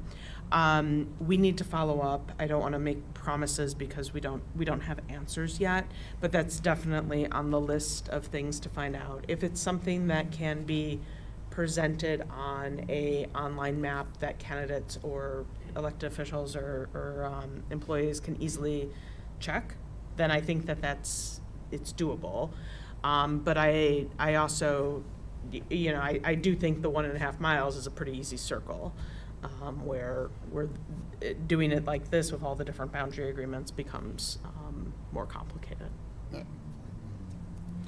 And like the mayor said, and the 1.5 isn't arbitrary. It's set by state law. It's the planning area for every entity in the state. Any other questions or discussion? Mayor Lash, we have a very talented staff. They could come up with a map with the boundary agreements and provide that, make that available. I don't think it's that difficult, but what Alderman Bug is presenting is having to disclose something unnecessarily because it's easier. I don't think that's fair to people. Okay, so I'm going to ask any other members of the council who haven't had an opportunity to speak yet. And it is Alderman Barrero's amendment, so I'll give you a chance at the end to rebut anything that you hear in discussion. Any other council members have any thoughts or questions on this? The Barrero amendment, page 3, line 22 to 24 / line 1 on page 4. That's up on the screen in front of you. Or if you want to speak in favor or against it. Alderwoman Bate. Yes. If we can use White Eagle, which is partly in Aurora and Naperville, that as an example for this amendment, that'll be great. If we can get some explanation. So if you owned if you're saying if you owned property on the other side, the Naperville side, I think first of all it's probably more likely to be impactful if it's in unincorporated parts of the city that we might be annexing. That it might be more relevant, but I'll let corporate counsel answer that. Under the way it's currently written. So under the way that it's been, that it was approved in RAP, so without Barrero's change, it would have to be disclosed because it's within 1.5 miles. So all that would be disclosed would be Naperville, Illinois. That's it. With the amendment that Barrero is proposing, it would not be disclosed because it's in Naperville. It's within corporate limits of Naperville. Thank you. So, Mr. Mayor. Alderman Mayor White. Lash. Go ahead. I got Alderman White, and then I've got, Alderwoman Smith? Okay, Alderman Yes. White, then So- Smith. I brought up the corporate council earlier today, or before our meeting, but I just want to get clarity. I look at our, we just did consent on an ordinance that annexing property that's in unincorporated Kane County. So how would that work? Whether the amendment goes through? Yeah. If the Barrero amendment goes through or doesn't go through, that property would be covered. Because would be covered. his amendment, if you look at it, says, or unincorporated area is fully bounded by the city corporate limits. But so, okay, and I tried looking it up, and that was the challenge, is like, I can't tell if this is in the middle of Aurora or not when I just look at a general map. So, to Alderman Burrell's point, I would assume that IT probably could come up with a map that would allow me to see that. Alderwoman, are you good then? Yes. Alderwoman Smith? Yes, thank you, Mayor. With something like this, if this is the only piece of this Chapter 2 that we have pending, could we just hang on to it and move on? And if at the end that's all that we have, that we're in a disagreement next week, can we vote with it one way or the other so that we're actually taking a vote on it? Do we have to fix Why don't every I do- little piece today? Why don't It's I- just a question. Why don't I do this? Why don't I just take consensus after, we'll have discussion, take consensus to see if there's enough support for it that it gets changed. And if we have enough to change it, then if there's 8 people here tonight, I mean, obviously Alderman Benuelos is not here, but other than that, if the majority are okay with this change, we'll just put it in, and if somebody wants to pull it out, I mean, for me, it's not the hill to die on. I think it's been beaten to death quite a bit in rap in here. It would be good to see where we're at with this in consensus. Any other concerns or discussion before we move that point? This is the only thing in the Barrero Amendment number 4. I'll just start with you. You're okay with it, I'm assuming? Alderwoman Garza, Alderman Mesiacos, Nunez, yes. Alderman Franco, Alderman White. I'm sorry, Alderman Larson, Alderman White. Seville, Alderman Bug. Yes. Or Alderwoman Smith, sorry. Yes, I'm okay with it, yes. Okay, Alderwoman Bade. Okay, so we'll include this as a friendly amendment to the original Chapter 2 that we have. So we've now gotten through 2 amendments. And next, we will move to Bade Proposal Number 1. And so this is again Chapter 2. So I know you've got changes to Chapter 15, but we'll just do the 2, and I think your changes are highlighted in this. In this, I'll let you call the page and line number, and everybody have the right document in front of them. Page 3 was already discussed as part of staff change, line number 14. Okay, so we can ignore lines 14 and 15 in your amendment? Yes. Okay, because those And- changes have already been addressed in And this. similarly, page 4, entity ownership. If we discuss as Bade amendment, I think this was already covered by staff Okay, changes, so there are no other changes. okay. So the 2 highlighted areas on page 4. Yeah, so the staff recommended changes has a better language. They actually removed some additional wording. If you want, I can read those from staff recommendation. Well, if those have already been accepted, then Yes. probably what you're saying is we don't need to address this at all. Yeah, we don't need to. Okay.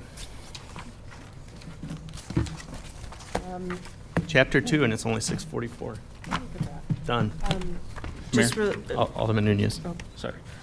Jordana, did you? No, go ahead. Okay. I was going to address that. Last week, I met with Jordana regarding a potential amendment, and she shined some light regarding some state statutes that may interfere, or not interfere, but the amendment may have interfered with some state statutes. I did receive your message yesterday, and I did take another swing at what could be a potential amendment, so I did want to provide that with you and the council tonight. If this is something that you could review with the legal team as you did the last one, just to make sure that all the ducks are in a row, I'd appreciate that, and maybe bring it back next week for a vote.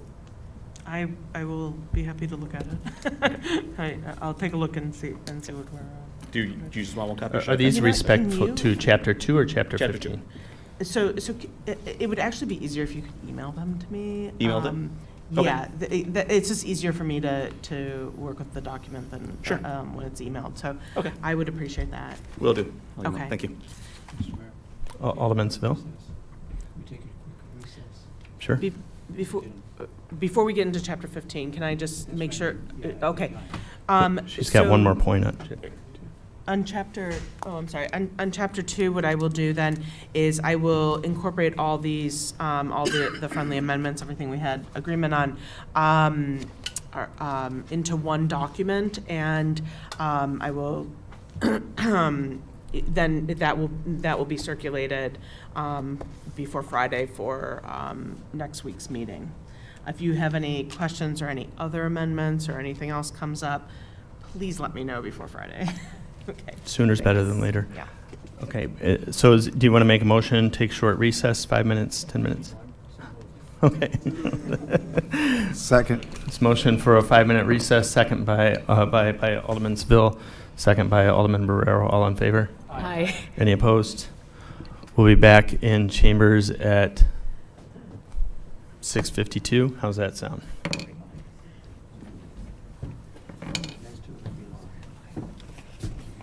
Don't jinx us.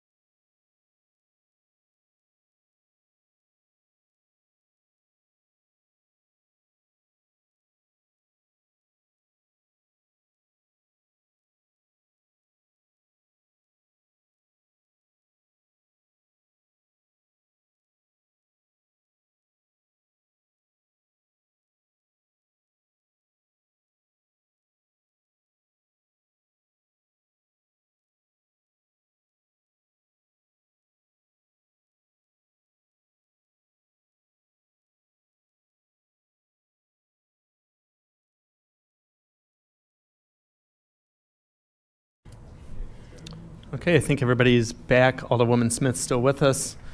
Are you still with us, Alderwoman Smith? I can't tell. She's. Oh, there she is. Oh, you're muted. You're muted, but we can see you moving around. I'm here, I'm here, I'm here. Don't Okay. worry, I'm not going anywhere. I worked hard on this next chapter.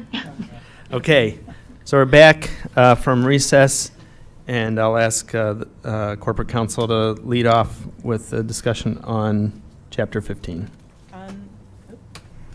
So I went through the, did I go through the forms? I thought So, I did. and this is, So- and this is Agenda Item 260406, an ordinance amending and adding Section 15-120, 15-130, 15-320, 15-321, 15-322 to the Code of Ordinances of the City of Aurora pertaining to a campaign contribution, campaign fundraising. Okay. So the first document before you, as I mentioned before, is the, what came out of RAP. Real quick for clarity, Agenda Item 250779 will still be on unfinished as it goes to council. So.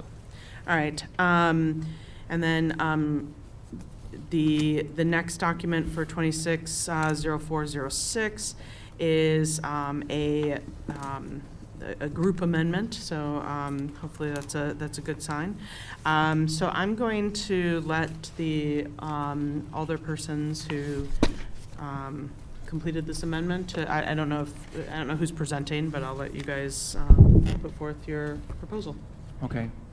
Yes, I'll be presenting, and then Patty will be here as well to present to when she deems appropriate. So, well, this was already done, of course, at the lower part of the page 1 there, B, which is already done. You want to mention that? So just so everyone can follow along with this, the redlining is what was approved at RAP, recommended to move forward to City Council. On the screen, it came up as blue, so I apologize for the color change. I don't know why, but c'est la vie. The highlighted portions that are highlighted in yellow are what was being proposed by Alderman Seville and Alderwoman Smith, and then the blue highlighted is what was being proposed, or what is being proposed by Alderman Barrero. But the red line, the original, what's in our ordinance right now is in black, and the red lining is what what came out of RAP. Okay, thank you. Mhm. So on page 2 then, on line 14 and line 17, the reason why this was recommending to be changed from 6 months to 3 months is because we didn't feel that the 6-month time frame was realistic. That was, we needed to kind of pare it down a little bit, because if you're looking at some of the committees, especially the Planning Council, sometimes something like that is on the agenda for a long period of time. It doesn't move forward, and it may never move forward. We just don't know until the process unfolds and they come to an agreement, or maybe the project stops and is dead in the water and doesn't proceed. So we thought that would be a better time frame, a 3-month period of time frame to consider. That way we know what's actually moving forward and what's actually not. And that way you're not reporting on something that's not going to happen. So your proposal on line 14 and 17 is to change the word from 6 to 3? Correct. Months? Do you have anything to add, Alderwoman Smith? I do not, no, that's exactly what we discussed, thank you. Okay. Questions or discussions on these two proposed changes?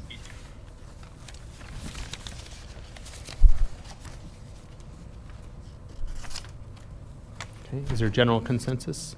I'll ask Alderman Barrero. We'll probably, why don't we go around the whole thing, and let's just, if we arrive at a controversy, but I don't see any harm in those two. All right, next, Alderman Seville. Okay, so we're moving forward on a consensus then? Okay, thanks. So the next one would be page 4, section C, page 17, or lines 17, 18, 19, and 20. So for clarity, I guess, for each one, as Alderman, why don't we do that for each change? Why don't we go through some Yeah. form of consensus each time, since there might be Yes. controversy instead of. Okay. So Alderman Burrows, yes. Alderwoman Garza, are you okay switching 6 to 3? Alderman Masiacos, Alderman Nunez, Alderman Franco, Alderman Larson, Alderman White, Yes. Alderman Seville, Alderwoman Smith, Yes. Alderman Bug, Yes. Alderwoman Bade. Okay. Next. Okay, the next one would be page 4. In section C there, 17, 18, 19, and 20 lines. We wanted to make sure if somebody decides to have an event in one of the city parks, including the park districts, that the event, political event, they'd have to pay all the normal fees that everyone else does. But I have a question for legal. Is that legal according to state law? So, Because I think the state laws. So I spent a long time researching this. I did not see a opinion one way or another. State law is not. State law prohibits the use of public property and public resources for campaigning, and there's not an exception carved out. However, this is a very common practice, and I think that it's something that I've seen a lot of communities do. What I recommend is if this moves forward with the highlighted language in, is that we seek an opinion from the Illinois Attorney General on whether or not this is a violation of the Prohibited Political Activities Act. I don't think that the Attorney General has opined on this, and I think it would help give us some direction on whether or not that is a violation of the act. Okay. And then it's only pertains to parks, not other city facilities. Okay. Correct. Alderman Bug? Yeah, Alderman Seville, you added in a couple words that aren't here. You added also park district, and that's different. You can already use park district. I don't think we meant to include a park district. Okay, you said it. You said Did I? park when you did. You verbally said it, I'm but it's sorry. not in here That's because okay. it's not city. But legally, you property. can use a park district You as can. is right now. Thanks You for can. pointing that out. May I interject there? Alderwoman Smith? I believe we want to make sure that parks includes Phillips Park. Well, that's a city park. That's, It is That's a city park park. So correct. that's, and I think that's probably what he meant when he said, Yeah, I apologize. yeah, that's what you meant. We didn't specifically put Phillips Park there, but that's what he meant. So, Correct. but we are in agreement with our attorney as we discuss this. We're in agreement with, her going through the process. But we still think this is an important factor for us for our amendment. Any other questions or discussions on this portion of the amendment? Alderman Nunez? Thank you. And just to clarify, this is coming from earlier comments months ago regarding the use of the golf course, paying the same rates as the public would and hosting an event there the same that any other individual from the public would. Is that correct? This Yes. captures Yes, it. that's Okay, just wanted to verify. Yep. Thank you. Okay. Any other questions or discussion? For consensus, Alderman Barrero, Alderwoman Garza, Alderman Masiacos, Alderman Nunez, Alderman Franco, Alderman White, Alderman Larson. I don't know, I keep getting it wrong. Yes. Alderman Seville, Alderwoman Smith, Yes. Alderman Bug, yes. Alderwoman Bade. Yes, but I have a question. Okay. Does the city park have any fee other than Phillips Park golf course? I have no idea. I think city It's park. just if there is a fee. Yes, For park district, Yes. we do, but city parks, yes. If you use the pavilion at Phillips Park, that is a fee. I've used it before. and other city parks? Because I don't have any city parks yes. in Ward 10, that's the reason I'm Yeah, asking. you don't, yes, we don't have any city parks on the east side. So Garfield the Park, far no side. fee. Yeah, you can rent the pavilion. Okay. That's a fee. Thank you. Any other questions? Okay, we'll leave this in as a friendly amendment and move to the next section. Okay, the next one on page 5, we inserted in violation of state law. We talked it over with our corporation counsel on this, and maybe you can more qualify this unless Alderwoman Smith has something to add on this, but it just makes more sense to put this information in there. It's just that the anonymous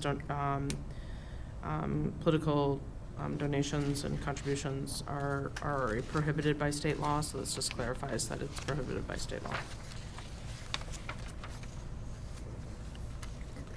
Questions or discussion on page 5, line 1?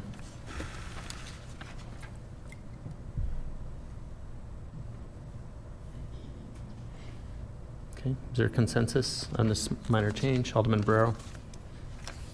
Alderwoman Garza? Alderman Masiacos? Alderman Nunez?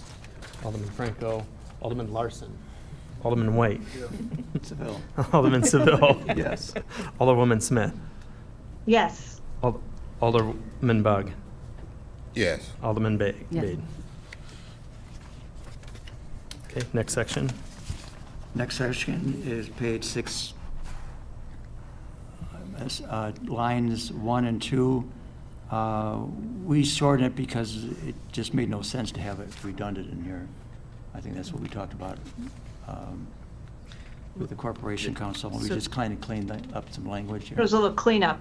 The title was cleaned up a little bit. We removed the lobby section, which was paragraph B.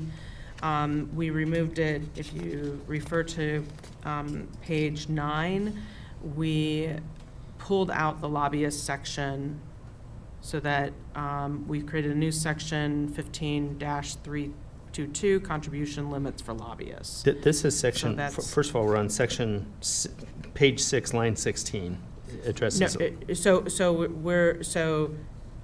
just talking about section 15-321, so page 6. As a general thing, we pulled out lobbyists. Line 1 and 2. Well, just the entire section. We pulled lobbyists out of the entire section 15-321 and created a different section for lobbyists. So May I updated the title. interject? Yes. Alderwoman Smith. So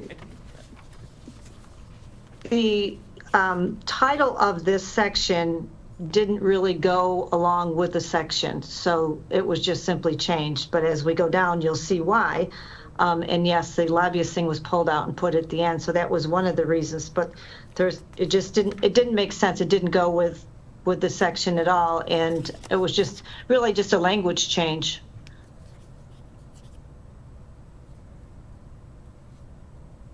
Does anybody have any, okay, so we're talking primarily about page 6, lines 1 through 3, and 16 through 21. Yes. Any questions or discussion from the council?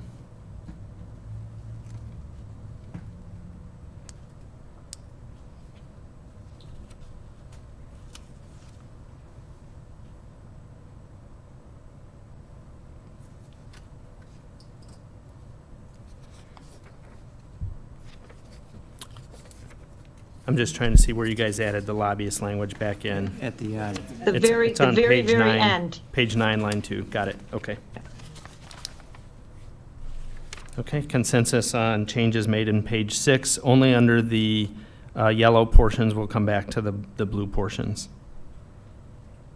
Alderman Barrero?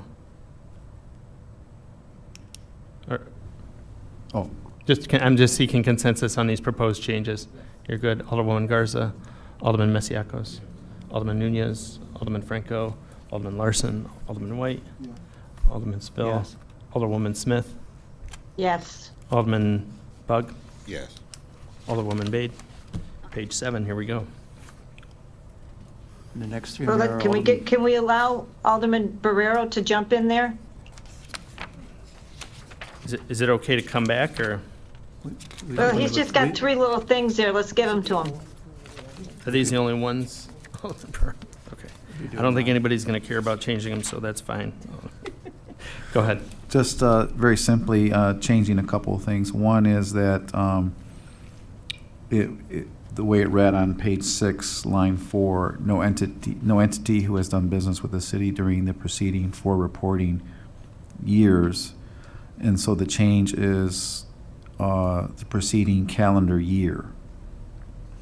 So that means no business, that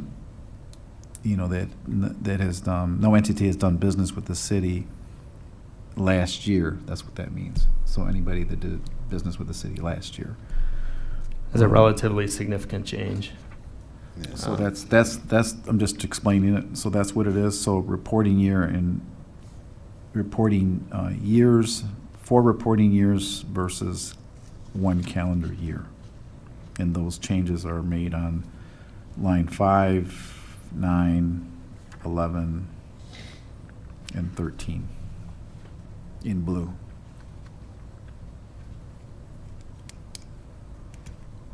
Questions or discussion? First question, Alderman just a White. general question. Is the reporting year and calendar year different? I think the issue, and Alderman Burrow, correct me if I'm wrong, is that reporting year wasn't defined. And so Okay. by changing it to calendar year, we don't have to go back and put a definition of reporting year Got it. in there. Okay. So the change to calendar year, I don't think is, that's just kind of defining what a reporting year is. I think but the change from 4 years to 1 year is the major change. Page 6, line 5.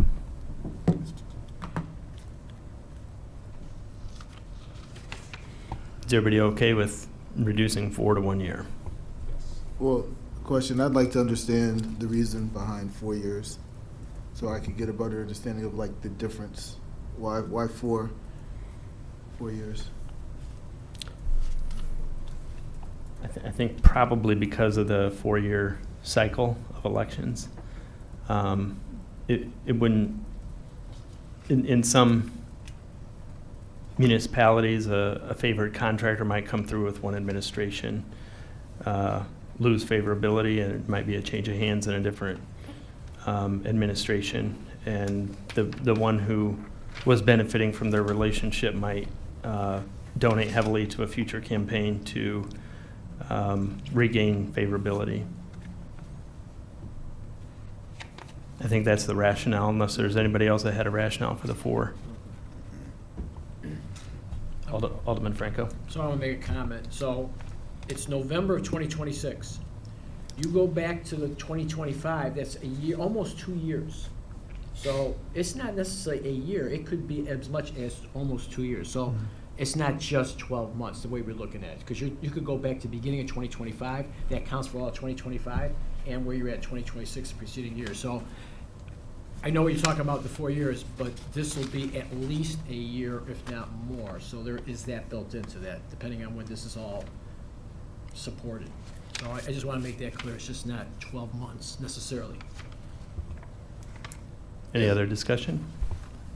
I mean, Alderman Franco's right. I mean, we know the exact time frame. If we just change it to June 1st, so it's January 1 to June 1 of this year and the whole preceding calendar year. So that is 17 months. Any other questions or discussion? Alderman Larson? Yeah, I mean, I guess I'll just say I would prefer to keep it stronger. So I don't have a problem changing it from reporting year to calendar year for the bottom 3 changes, but the first one I'd prefer to keep it 4 years. Is there any thought process of making it 2 years on that one item? Just some sort of middle ground compromise? I could live with 2 years. Any other? Alderwoman Bade? I'm sorry, what did he say? 2 calendar years instead of 4. And would it be different if we do 12 preceding months? Or 24, whatever? We Just to can be do it as consistent. preceding months if that's what everyone wants. If you want to do 12 or 24 preceding months instead of years, that's fine. The 24 preceding months And of course, you're reporting at June 1, so It would go back. 24 months prior to June 1. Can I make a suggestion? 12, Oh. yeah. Alderman Franco, and then I see Alderman Masiacos has his light on. I would like to vote on this based on what we got here, because we're gonna be going around this all night long, talking about 12 months, 13 months, 2 years, 4 years. I would think we just wanna vote on this and get it, and move on. I think it's the proper thing to do. I think Alderman Seville and Alderwoman Smith put a lot of time into that, so I think we owe it to them to vote on what they did. If it doesn't pass, we move on. There's a Barrero This is Barrero's recommended amendment. change. I'm sorry, Barrero. Yep. So, I say we go with. Alderman Masiacos. Since Alderman Brewer already spoke up to changing it to two calendar years, I think that's where the consensus discussion should be at this point, if you're gonna go around the dais. Any other members of the council have a thought or opinion?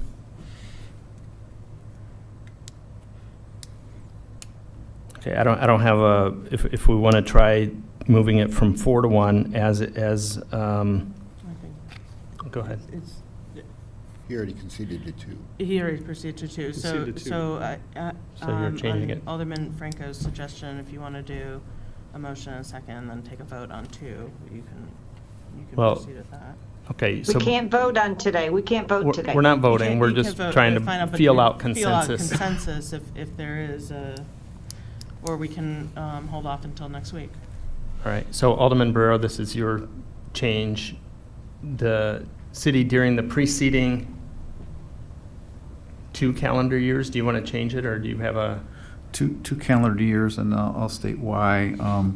I think when you talk, when you ask somebody, well, when were you a vendor? Well, 2 years ago, then they may not know. Is it January, February? I mean, we have to start pulling out calendars and figuring out what if it was 2 years ago. Okay, that was 2024. I'm just trying to keep it simple. Deb, can you change that? And if I may, if you go 2 years. Alderman Franco. If you go 2 years, then you're going 2 years up to 3 years, just so you know that, because depending on when this happens. So if we were to go that way and you're really looking for 2 years, you should go 24 months, because that keeps it right at 2 years. But if you go 2 years, calendar years, you're going to you could be going to 3 years. And I think that's not exactly what Alderman Barrero is looking at. He's probably looking at a real 2 years, not 3 years. So I think we have to factor that in when we look at this. Alderman Barrero, do you want to change 2 years to 24? That's acceptable. 24, what's the right word? Calendar months? No. Preceding 24 months.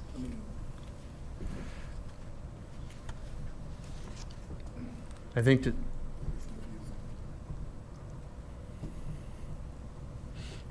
Okay, everybody see the language that's up on the screen right now. No entity, so page 6, line 4, line 5 now. Or no entity who has done business with the city during the preceding 24 months or who is seeking to do business with the city shall make contributions in an aggregate amount exceeding $1,500. Okay with that? Alderwoman Garza? Yes. Alderman Masiacos? Yes. Alderman Nunez? Yes. Alderman Franco? Yes. Alderman Larson? I have one question. Alderman White? Yeah, with this, so take now, so July is July 7th. So you go 24 months, that means July 2025, July 2024, so that if they signed the contract in March 2024, it wouldn't count. So they literally have to know the month they signed the contract in order to. I would think it would be from the time the contract terminated, Or actually. It's done, because it's an entity who has done business with the. Yeah, city so during the- so they have to know the month in which it was terminated. Okay, that's. I'd say no. Okay. I Alderman say yes. Seville? Alderwoman Smith? Yes. Alderman Bug? Yes. Alderwoman Bade? Yes. Okay. Alderman White, if you want to look at it once the language cleaned up and come back with a different proposal before the city, if it's big. Okay. Page 7 now. We'll move to page 7. And is this Alderman Seville or Alderwoman Smith? Yes, I can continue. There was a lot of discussion we had on this, and we felt that it would be better to delete this because we felt it really pertains more to the mayor's race rather than an alderman's race. And we feel that it would be hard to regulate and follow it, dealing with PACs here. And we just felt that we go through this election cycle, and then if there's an issue, revisit it for the next election cycle 2 years after that. Alderwoman Smith, did you have anything you wanted to add on this? Yeah, just a little bit. Thank you.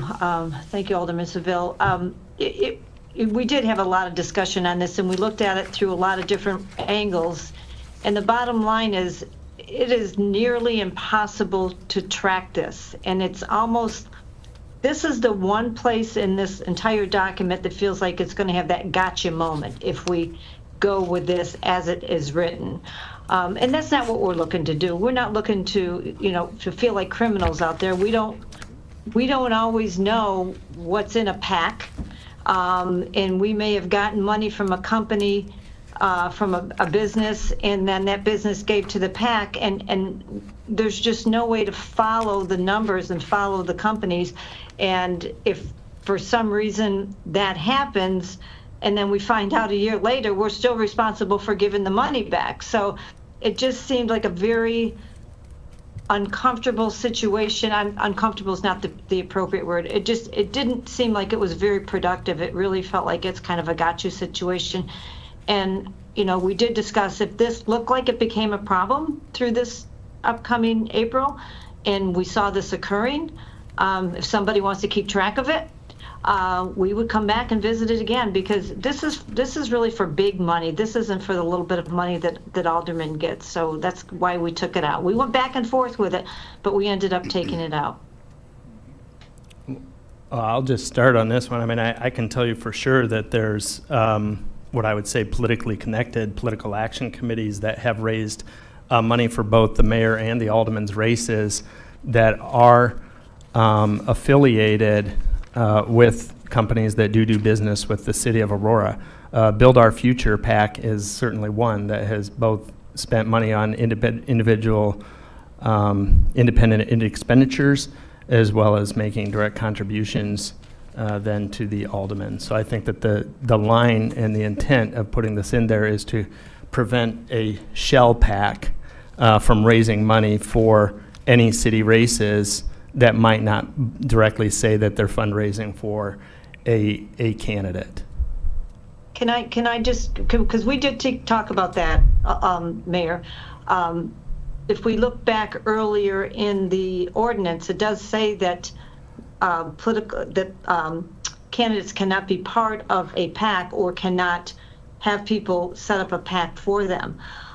So I absolutely understand what you're saying, and I don't disagree with what you're saying, but the line here is you're allowing political PACs to have carte blanche. They can do whatever they want. They can give as much as they want. They can give as much as they want to your race. You're very familiar with that.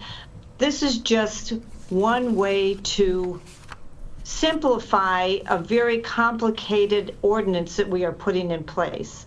So we do need to remember, at the end of the day, what we're trying to do. And one is to make sure there's, the pay to play has gone away. And I think that through this ordinance process, we've done a really good job with this. And, Alderman Seville and I put a lot of time, effort, research into this. And I stand by what we say.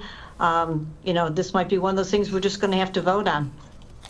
Well, putting it forward as, I'm just giving you the intent of putting the language in there is to prevent a shadow PAC that quote unquote is not affiliated with a candidate.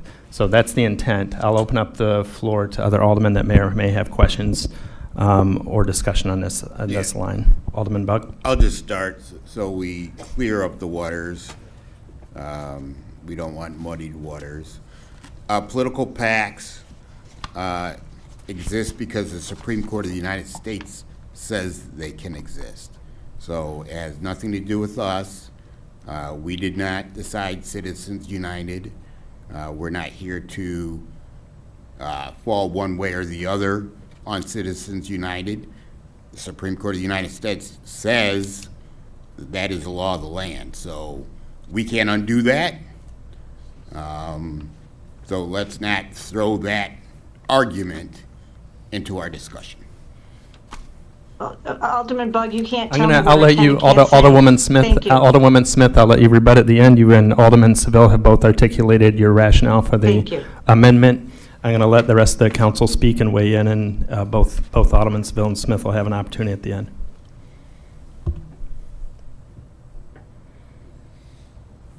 Is that it? Oh, I was done, Chair. Okay. Other, Alderman Larson? Thank you. Yeah, I guess regarding the complications around the numbers, in my opinion, it does take a little bit of work, but it's not super complicated to look at totals for committees. On the State Board of Elections, we have quarterly reports, so over the course of a year, it's just 4 numbers you have to add up. So in my opinion, this isn't really making it that much more complicated, and I support the idea of keeping this in here. Alderman Franco? So where did the 33% come from? I think It's an odd number. It's odd. I think the rationale is just to say that there might be political action committees out there, but it's to look specifically at those ones that are designed for Aurora races, where they might be companies that do business with the city of Aurora or benefit in some financial way. So it's to not throw it out there for all political action committees, but to those whose focus then is on the city of Aurora. And I get that, but it's the number. It's just 30. I mean, we could. I don't know how many numbers could come up. We could come up with 100. I don't understand what 30. What does 33 mean? Is it arbitrary? Did we spin the wheel? This could have been 50%, 10%, 25%, 75%. I mean, I'm just asking that particular question. I understand the intent, but it just seems like a strange number. So I'm trying to figure out how we would develop that. If any, whoever wrote this should know. So who wrote that part? Who put that in there originally? I would guess that originally came from, go ahead. No, it probably came from, I'm just, honestly, it's been a long year of working on this. It is, yeah. So my guess is it came from a first district appellate court case, Barros versus Cook County Board of Commissioners. Most of Chapter 15 is piggybacking on this case. This case took a look at the county ethics ordinance in Cook County and considered several challenges to the ordinance. So the initial draft of this, a lot of it came from the language that the court approved in that case. I'd have to go back and read it, but I know that a lot of this language was lifted directly from the case, because when I was drafting this, I wanted to make sure that it was language that was approved by an Illinois court. So off the top of my head, without going back through the 50 drafts I have and figuring out where 33% came from, I'm not sure, but if I had to guess, it was probably from this case. Well, then my opinion would be, if we don't know, if it's an arbitrary number, we're not sure, that I don't even know if we should consider it until we find out the history of it. Because it doesn't mean, if we're gonna throw a number in there like that, we should know exactly what that means and why it came there. So I would have a problem with any number that we don't know exactly how it came from. And just mirroring somebody else's regulations, I don't know that that's really what we want to do here, because we could be doing that all day. We can go back to the state. So I think that I could never vote for something if we don't know exactly why it's in there. It's just a strange number to put in there. So it probably comes from the Ed Mullins original draft, who drafted a lot of this from the the Chicago ordinance. But as far as the intent is to make sure there's not a shadow pack set up that doesn't have your name tied to it, that has contracts with the city and then supports primarily one candidate. That's why the 33% is if they're supporting other candidates, but this is to say that more than 33% going to that one candidate. That's the intent. Any other questions or discussions on this line item? Yeah, I got a question. Alderman Barrero? How is this enforced, or how is it policed? To get to this 33% number. Who figures that out? It would have to be challenged so let's just use a ward run race. There was a race where there was a shadow pack set up and they raised $20,000 and $10,000 of it was spent for whoever, for you or for your opponent, then it would be a violation of the ordinance. If it was only 20%, then it would not be a violation of the ordinance. And as far as enforcement goes, I'll lean on corporate counsel. So our ethics ordinance already has an enforcement mechanism for it.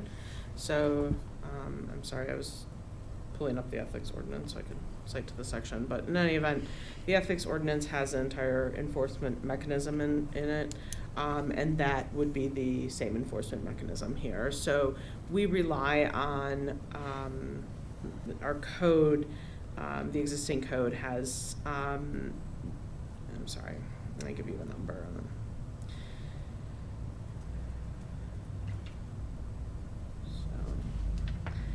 The code has so if it's Article 15.4 of the code. So there's a section there on the complaint process, how it's investigated, hearing proceedings, and ethics commission decisions, and how to appeal those decisions. All of that is handled by DuPage County. So we have an active intergovernmental agreement with DuPage County, in which the DuPage County IG and the DuPage County Ethics Commission handles those complaints. So once a complaint is filed, there's a procedure and ordinance for that. Once the complaint is filed, it's then turned over to the IG, the Investigator General for DuPage, who does the investigation, and if charges are warranted, and in the IG's opinion, they're filed with the DuPage County Ethics Commission. We've had that agreement set up with DuPage since 2019. Now, since this is a Smith Seville, can Oh, we hold have on. some more I'm gonna- discussion as well? Hold on, I'm gonna allow Alderman Barrero. Did we answer your question? So I'm just trying to get my mind around this. So I think the difficulty for me is when these fundraising committees are set up, they got money coming in and going out continuously, so you really don't know until the end where you're at. It's kind of hard to track, you know what I'm saying? You could start out, well, it was only this amount of money, but then, you don't know what it's going to be at the end of the year. That's always the case. You really aren't able to do the math until the final reporting So you don't is deposit, required. don't take the money, is that what you're saying? I mean, I don't know what I would recommend that, but I think the intent of it is to make sure that we're not setting up these shadow packs just to dodge this ordinance. I get that, but I'm talking about when. How do you enforce it? You would have to file the complaint when you knew the facts. I'm sorry, I couldn't hear you. You would have to file the complaint with the ethics ordinance. If you found, so for a good example is the first quarter filing is March 31st, the election's usually the first week of April, then the violation you're not going to detect until April 15th is what he's saying, is you won't be able to do the math until after the election's over, which is often the case. But then you as the candidate or person who was wrong could file a complaint with the ethics commission, and they would they would make a ruling one way or the other. Right, I'm saying the candidate's not trying to do wrong. I'm saying they're not going to have the information until the same time that they're in violation. That's my point. Any other question or discussion for people who haven't spoken on the topic? Okay, I know Alderwoman Smith would like to rebut. Yes, I just want you all to know that Alderman Seville and I had all of these conversations. We really did. We talked about all these things and all the different ways that you can do it. And one, and these are more questions than statements, you're talking about PACs putting together that are doing business within the city. Well, we've already covered that. They can't give you more than $1,500 if they're doing business within the city. So that's covered previously within our ordinance. So I don't know that that is a good argument. And number two, when you say 33%, 33% of what? 33% of what that PAC has in their account at 12 o'clock on a Friday afternoon when they write you a check that could be $5,000 that they have, and then, it's a fluid, could be a fluid PAC. At 6 o'clock, they could have $80,000. Who's going to monitor that? And if a company gives me money, look at it, think about it in a triangular, I'm at the top of it, construction company A is at the top of the triangle. Construction company A gives an alderman $1,500 down at the corner for their raise, and then construction company A decides to put money into this PAC. Well, as a candidate, I have no idea that money went into there, and maybe it went in before or after I got the donation for them. And then, again, where's the 33% coming from? At what point in time do we know what 33% of their checking account might be at that particular moment, the time that they wrote a check? And also, I got to tell you, I'm not a big fan of having an ordinance that's wrapped around Cook County. It's a whole different story when we're talking about how they run Cook County. And then the last part of it that Mike and I talked about all of this. The last part of it is I also contacted people at the DuPage County Ethics Committee, and they said, yes, of course, these things can be challenged, but we're going way outside of the state ordinance. So if we are challenging, if someone is challenging and the city is part of that challenge, it's going to cost money. It's going to cost not just the candidate, which that's not the point I'm trying to make. Just say that, for example, the mayor's going to challenge an alderman's PAC money. That's going to cost the city money because this is way outside the scope of what the state ordinance is. This is one of those things that Mike and I talked about, and we as a group, we have to decide on this. We can vote on this, whatever.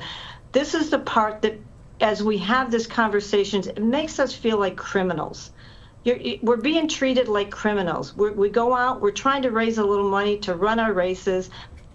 I'm all for the $1,500. I'm all for, making sure we're not doing the pay to play. But then you get down to this and you're talking 33%. Why isn't it 34%? Why isn't it 40%? Why isn't it 75%? There is no way, Dan, to monitor it. There is no way.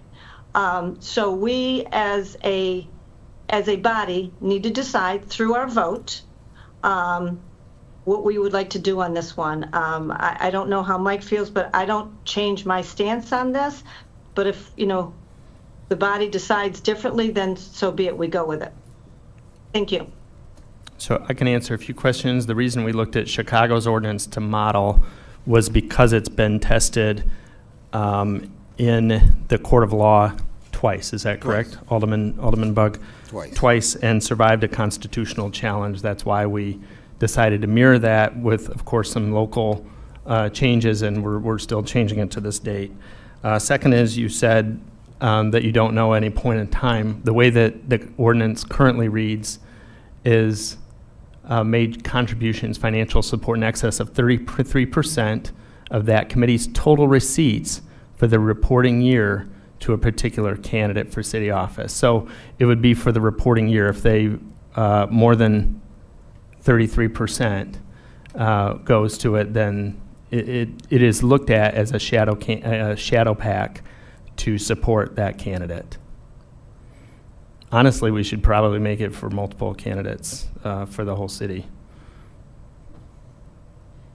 But there's the rationale and reasoning is that shadow PACs have existed in the city and are still alive today.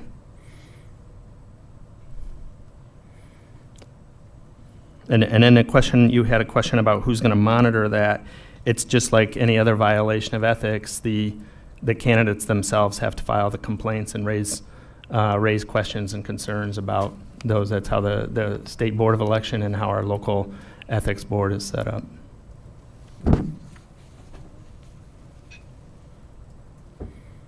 Other questions or discussions on this item? Lines?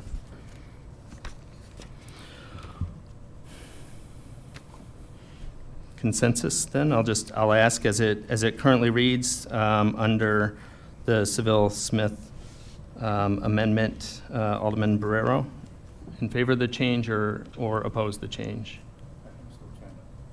I'm still trying to understand it. Understood? Yep.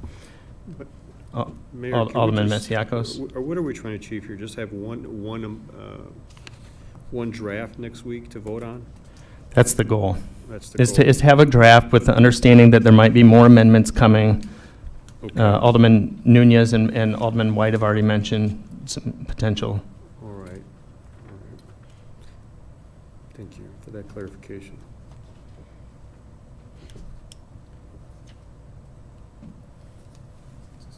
Alderwoman Garza? Yes. Alderman Masiacos? I'm going to steer towards the side of leaving this as it is right now, and if there's a change to be made next week, the city council can make an amendment, change it. Correct. Alderman Nunez? I'm in favor of the Seville-Smith. Alderman Franco? I'm sorry, I couldn't hear what Alderman Nunez says. I'm in favor of what So for the record, Alderman Barrero is still weighing it, correct? Alderwoman Garza is okay with it. Alderman Masiacos is, leans I'm- towards leaving it as it is. Leaving it as it is in the amendment, At, as it is written here by Alderman Smith and Seville and Barrero. Alderman Nunez, Alderman Franco, Smith, Seville, amendment. Alderman Larson, No, I think we should keep this in. Alderman White, Yeah, I think we should keep it. I don't think we should change it. Alderman Seville, Change it. Alderwoman Smith. Keep it in. I think you. Ignore your own amendment? I'm sorry. I keep it as we have it. Keep it as we have it. As we have written it. Well, you've got people answering all different ways, so if the question would go one way, we'd get one direction of answers. Understood. Okay. 1, 2, It was 5 up to me. hold on a second, I'm tallying. I got your tally, John. Alderman Bug. I'm for leaving the original draft, but I just have a suggestion. We're going to be about 50-50 on this. If we can get, we're almost at a consensus on everything else, less a possible tweaking by Alderman Nunez, a tweaking by Alderman White. If we can get consensus on everything else, and then this would be a point of, Bring it as a separate amendment. yes, separate. Could we get Alderman Bates' but I- consensus or not before we Hold on. add more Alderman opinions? Bug has the floor. But I think. Of course he does. Either way, I'm gonna ignore that. I think either way, if legal counsel, if you could draft an example of the way this works, because I think some people, and Alderman Barrero said, he's having a tough, and this is not an easy concept to wrap your mind around. If you could draft an example, A company, B company, whatever, puts money in, we can see it on the screen, see how it plays out, the 33% that some people are not understanding fully. If we could see that in black and white, and then we could make a decision one way or the other, if we want to go with it or not. Okay, understood. Alderwoman Bate. I'm good with Seville-Smith amendment. Okay, so as it stands right now, I understand what you're suggesting, Alderman Bug. And what it sounds like is we'll we'll adopt the changes because the majority have said they'll, it's actually 5-5 with the question marks of Alderman Barrero and Can I have the Alderman tally? I'm Masiacos. sorry, I didn't hear the tally. I thought it was 6. There's 6. It's 6. Alderman Bade was 6. Okay, I put Masiacos and Barrero as question marks. Masiacos said that he was going to keep it. Alderman Masiacos, is that in favor? Oh, for God's sakes, No, I want to John. order. Alderman Masiacos, are you in favor of keeping the language as is or adopting the Smith-Seville, or would you like to see, think it through? In what I said earlier, and a little bit more here now after Alderman Bugg said something, I'm in favor of keeping it as written here as an amendment in the Smith-Seville-Barrero proposal, and let the committee figure out if they want to amend it again back to At what City staff Council. proposed at City Council, and after that presentation requested by Alderman Bugg is also provided. So I'm in favor of holding it, the amendment to what's proposed before us here in this draft by my fellow colleagues. Okay, understood. So the majority favor accepting the amended language change, and I have a feeling that we'll be working on some form of amendment to come before the council for City Council to amend this section again. And Okay, I the think next Alderman section. Bugg's suggestions about coming up with examples, I think it's a good one, too. Oh, I intend to definitely publish all of the shadow packs work out there in Okay. the blogosphere. You'll see it. Yeah, okay. Can I ask a question about that? Are we going to publish all the money from religious organizations that came in? We're going to publish all the political donations that came in? Because if we're going to go there, if you want to make this a web social media thing, we can do that, but just know, when you do that, it's going to come back to haunt some people here, because there's a lot of, this ethics ordinance really doesn't address the problems we're having. However, if you think it does, that's fine, but I'm going to tell you right now, we're going to go out there and do that.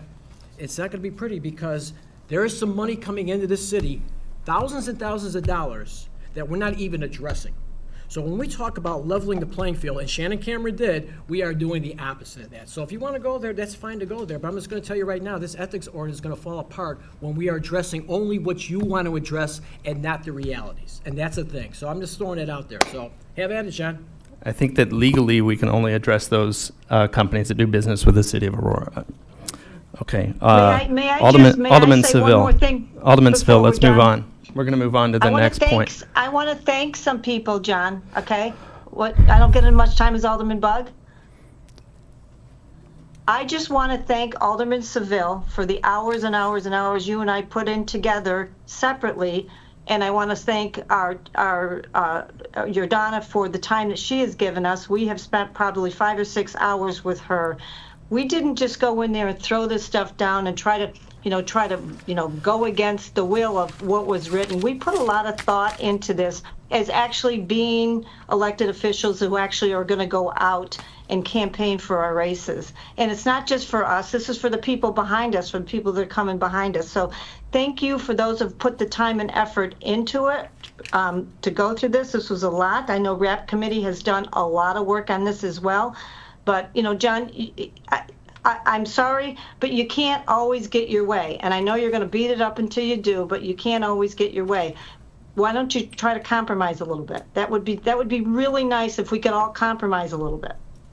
Thank you, Alderwoman Smith. Do you want to finish the rest of the Please. Seville Barrero Yeah, on proposal? there's page 8, there's two changes. The first one is we gave more time for this section because we just thought 10 days is not enough time. As we all know, the citizens want to do their civic duty, and that's why they run for office. And we don't want to create a potential criminal on somebody just wanting to run for office and represent their area and do good things for the city and their constituents that they represent. So we just felt a longer time frame would be better than 10 days. It's going to make common criminals out of people, and it shouldn't be. We don't feel. Page 8, line 11, changing Yes. from 10 to 30 days. Discussion. Correct. And Alderwoman Smith, do you have anything else to add? No, thank you. Thank you, Alderman Seville. Okay. Questions or discussion on moving from 10 to 30 days? Alderman No Masiacos, discussion then on Barrero. that. I'll wait till we finish with that before I make a comment. What's that? No, I was moving to you. Go ahead. It's just that, Okay. just moving from, we're only talking about page 8, line 11, moving from 10 days to 30 days. Compromising, don't care. Such an adult. Alderman Barrero. Yeah, so you would have had another Barrero amendment, but I caught wind of this one and I withdrew my 15 days, so I'm good with the 30. Thank you, Alderman Barrero. Alderman Masiacos, did you have anything? I thought you had a question or a comment. Are we gonna, Just I want to have a discuss. comment after we're finished with the 10 to 30 day. Okay. Any other questions or discussions on 10 to 30 days? Consensus, Alderman Barrero, Alderwoman Garza, Alderman Masiacos, Yes. Alderman Nunez, Alderman Franco, Alderman Larson, Alderman White, Alderman Seville, Yes. Alderwoman Smith, Yes. Alderman Bug, Alderwoman Bade. Okay, the next section is the last section, page 8, or did you want to make your comment now, Alderman? We have one more. Oh, do we? Yeah, Okay. I'll wait. Okay. Want me to Go do go the ahead, last one? go ahead and continue with it. Okay, the last one is we just moved this to page 9 to combine with the rest of the lobbyist section at the end. So that's all it is. Just to moving. Understood. Okay. So page 8, section 13 through 15 was deleted from that section and then moved, and you created a whole new section at the end. Correct. On page 9. Do we want to pop up this section so everybody can take a minute and review what the new section regulating lobbyist contributions looks like?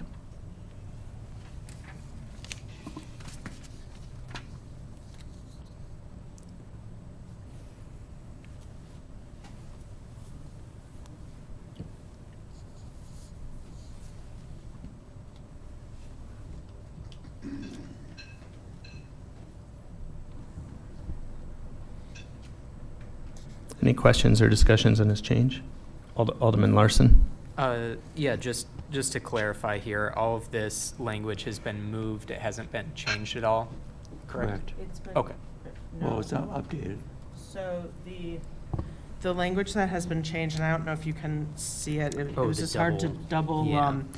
So the language that has been changed, if you look at line 2, you see how there's a double underline? The double underline is what has been moved. The single underline is what has been changed. So the part that is new is who lobby the city or any elected official of the city. And that did not exist previously, okay? And that was, again, to tie it back to city business. So it's not just any lobbyist that happens to, it didn't make any sense unless it was lobbying the city. And then what will be, for whatever reason, I could not get the A and B to be A and B. So it will eventually be A and B if I have to white out and handwrite it. So paragraph 8, pulling out just the one sentence from the penalty section, it didn't make any sense. So there's a repeat here of the penalty section with this 30 calendar day that we just agreed on, and then the last sentence, which is notwithstanding the foregoing, that sentence was what was moved. So it's a little redundant because the penalty section had to be repeated in order to make so that you had a penalty section for lobbyists. If there was a violation of the contribution limits. Okay, thank you. Any other questions or discussion? Alderman Smith, do you have anything to add on this? No, we didn't do anything on this. This was all our corporate attorney that's moving it and changing it. So we just, she did what was right on there. Okay, thank you. If there's no other questions, I'll ask for consensus Mayor. on the proposed, Alderman Yeah, I Masiacos. just want to ask a question here, especially because Alderman Smith said something, and I moved ahead a little bit earlier and read this ending on page 9 about a gotcha moment. And I want to make sure we don't have a gotcha moment here with anybody giving us a donation to a candidate or elected official. So if I may get people's eyes down to, on page 9, line items 13 and 14. I know the state of Illinois has legislation where money provided that needs to be returned goes to the general fund of the state of Illinois. Wondering if there was any thought about changing this or altering this in discussions here between my colleagues about the funds, these financial contributions going to the general fund of the city, particularly because it could be a sticking point if someone doesn't want to take their money back or fails to cash the check, and you find yourself chasing that person around or that entity around trying to give the money back, and then you're caught in the twist. In a much more challenging situation of how do you explain yourself for things not working out in time and within 30 calendar days. So I'm just want to know if the thought was, and if there's any concern with changing that, just to say that contributions will be paid to the city treasurer, the city of Aurora, in line with what happens with the state of Illinois.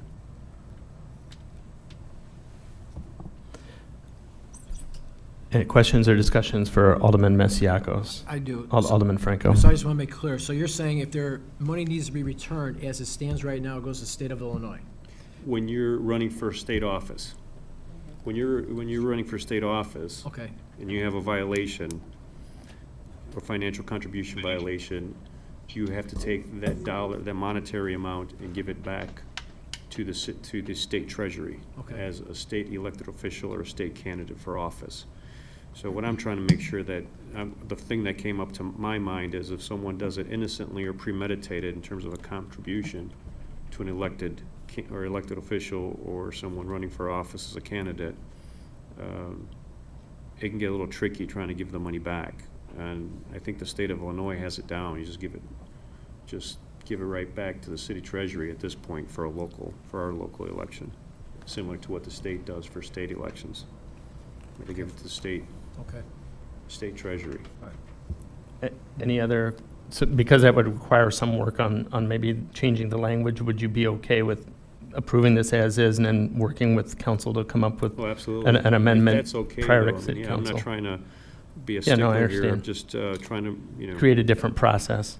Yeah, I mean, it's a lot cleaner, I think, at that point, and it also makes the contributor think twice, like, oh, hey, you know what?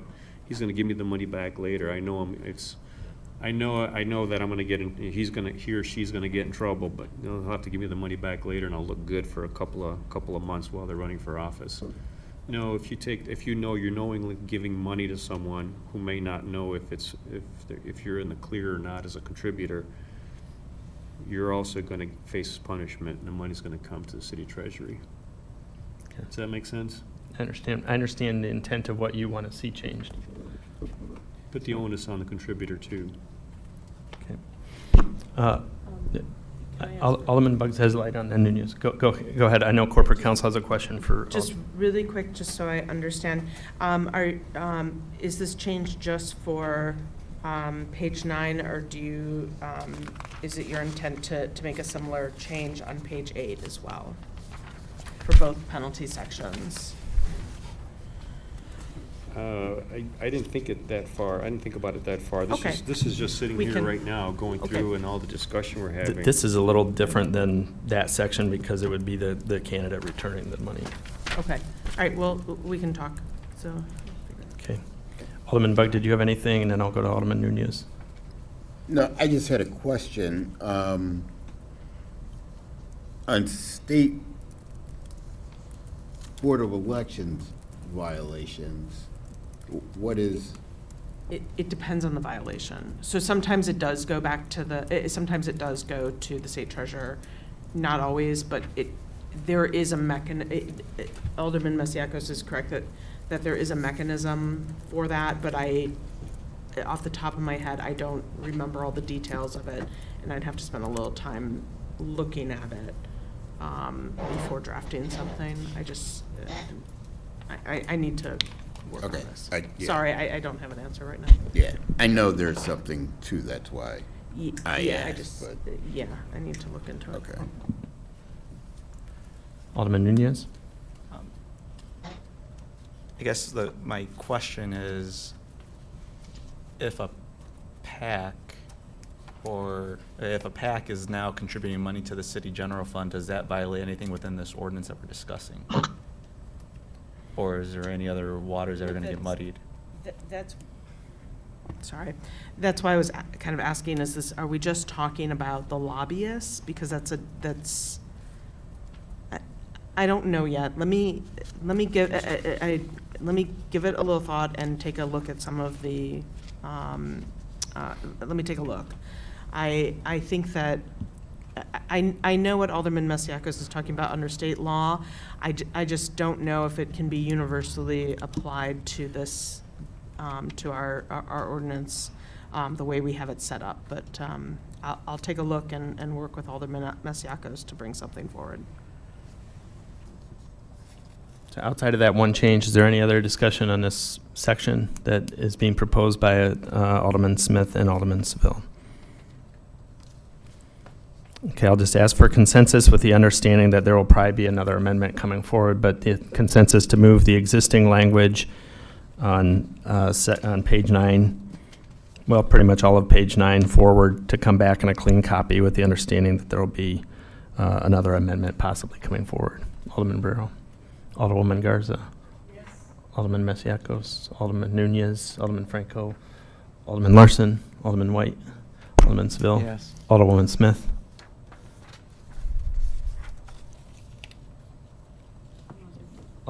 Alderwoman Smith. I didn't hear you. Yes. Okay, thank you. Alderman Bug. Alderwoman Bade. Okay, we are now done with the Smith-Seville amendments to Chapter 15. Alderman Seville. Could I just say, I want to thank, again, not only Alderwoman Smith, and she's right, we did have a lot of discussions on this and meetings and the like, but we also couldn't accomplish it without our corporation counsel too, and who was readily available, sometimes at the moment's notice, to do a three-way call, to try to work this out and hash it out and do the right thing for the right reasons, and just like we all are here. It's really great to see the camaraderie that we do have on this ethics ordinance, because we all want the right thing done for our community and for our city. So I think we're moving forward in the right direction overall. And I appreciate everybody's input. There's been a lot of good compromise. Okay, next, the final section, the final proposal is coming from Alderman Masiacos. It's. No. Nope, we got one more. Oh, Bade, sorry. Where is that? Chapter 15, page 2, Okay, now Alderwoman Bade.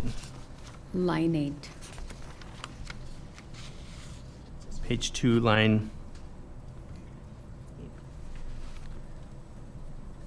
So due to inflation and the cost of everything increasing so much, even small vendors like DJ, photographer could be working with the city and totaling up to $5,000. So I would suggest that we make it $50,000. Okay, so we're on the Bade Proposal 1, page 2, line 8. Yes. Alderwoman Bade is suggesting changing it from $5,000 to $50,000 threshold as far as defining what it means seeking to do business or doing business with the city. Questions or discussion? Do we happen to know how many vendors that are doing business with the City of Aurora that's between this amount, between 5,000 and 50,000? I would not gander a ballpark on that unless somebody from finance or purchasing has an ability to do that. We can certainly probably do some research on it. I'm just asking.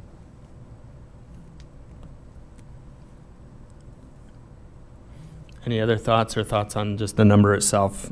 Should it be 5,050 or something in between? Alderman Nunez. I'm in favor of the 50,000. Alderman Franco. 50,000 happens to align with the amount of money that's not necessary to come before the Finance Committee to approve. So it kind of consistent in that way. Anything 50,000 or above has got to come through finance to approve it. So it kind of makes sense in that way to go with 50,000. So I would agree that's a decent amount. Alderman White. I understand Alderman Franco's saying, and I understand inflation, but just, to me, $50,000 is a lot of money, and to say that someone who makes $49,000 isn't doing business with the city just doesn't seem accurate to me. So, 5,000. If I had the choice between 5 and 50, 5 is way more appropriate than 50. Is there a number in between you'd be okay with? I think, honestly, I like 5. I mean, I'd probably stick with 5. Okay. Anybody else? Alderman Larson. Yeah, I agree with Alderman White. I would be willing to compromise if there was a value in between. I don't know exactly what it would be, but I would prefer a lower number if possible.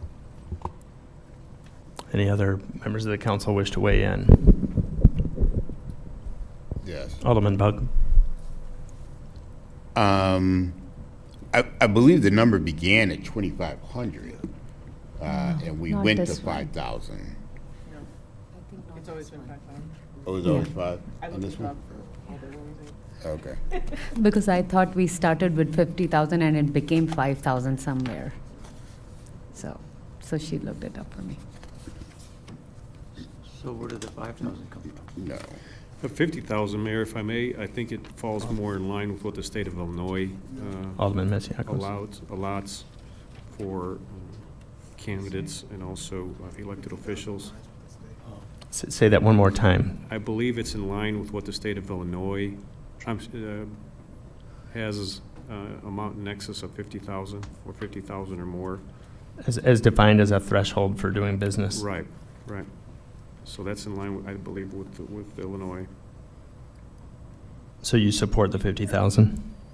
If it's in line with the state of Illinois, yes.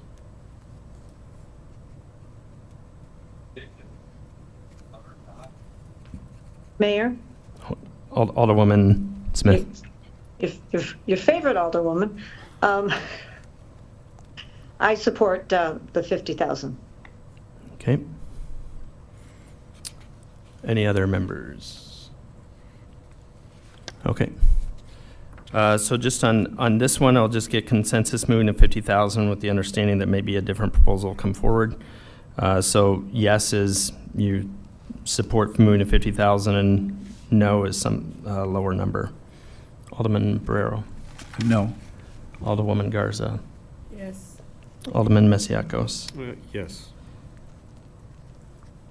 That's in support of the 50,000. Alderman Nunez. Yes. Alderman Franco. Yes. Alderman Larson. No lower. Alderman White. Alderman Seville. Yes. Alderwoman Smith.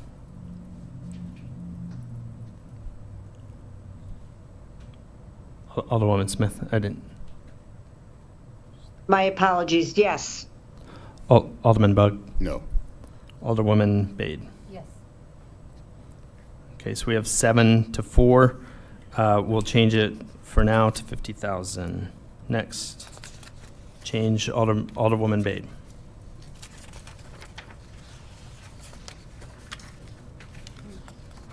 That's it?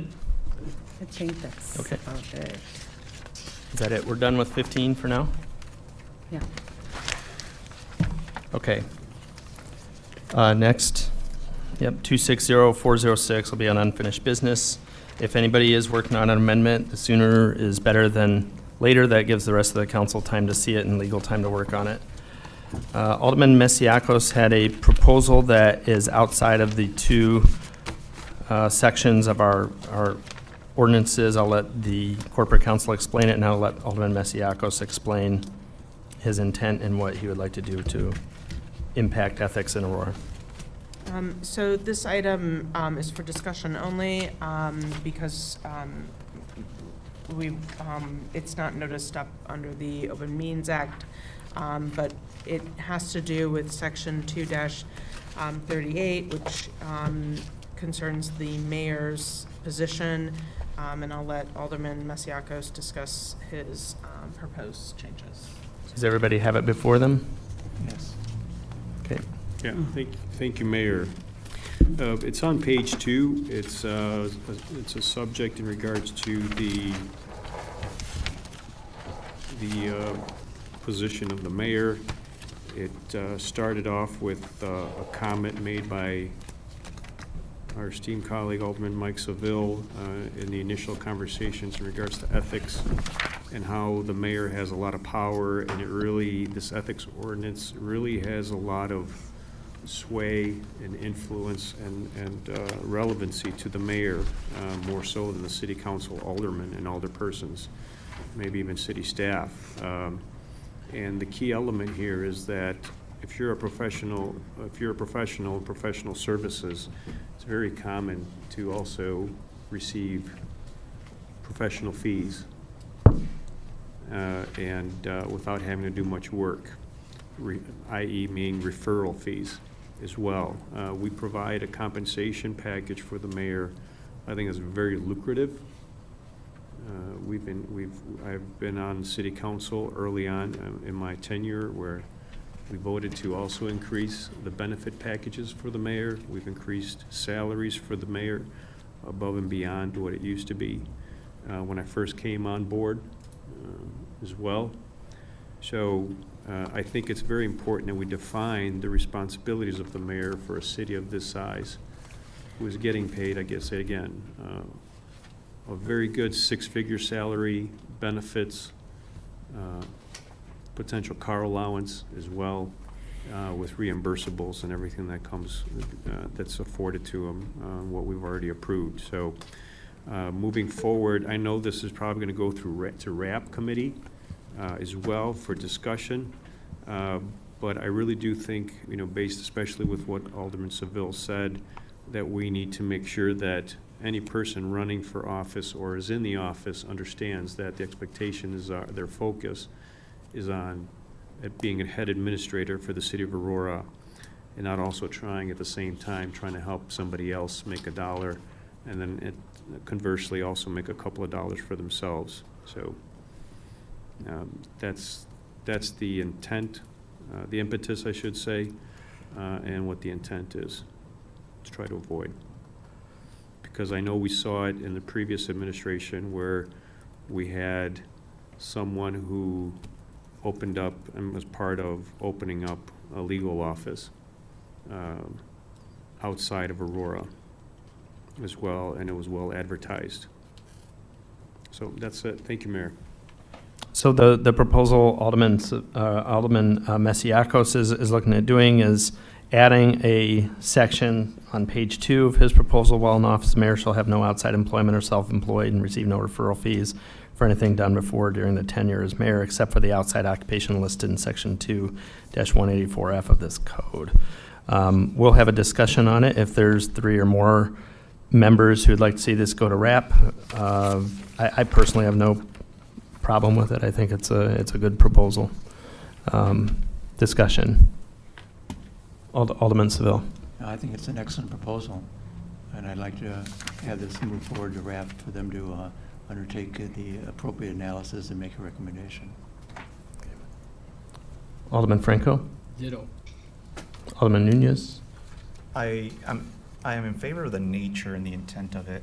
From a practical standpoint, I trying to wrap my head around it. And just an example that I'm thinking of as I read it earlier in the meeting, if there's a family bakery that falls into the hands of an individual and they're not working the day-to-day operations, they're not hands-on with it, let's say it's their cousin or a sibling that's running that bakery, but they're listed as an owner of that entity,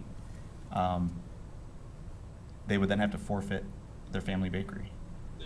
And that's where I scratch my head around it. I understand the referral fees and things of that nature, but if we're talking about, Aurora or small businesses that make up the backbone of our community, and an individual, again, just so happens to own a bakery with their family, I don't see why they should be punished for continuing to provide that service to the community. So.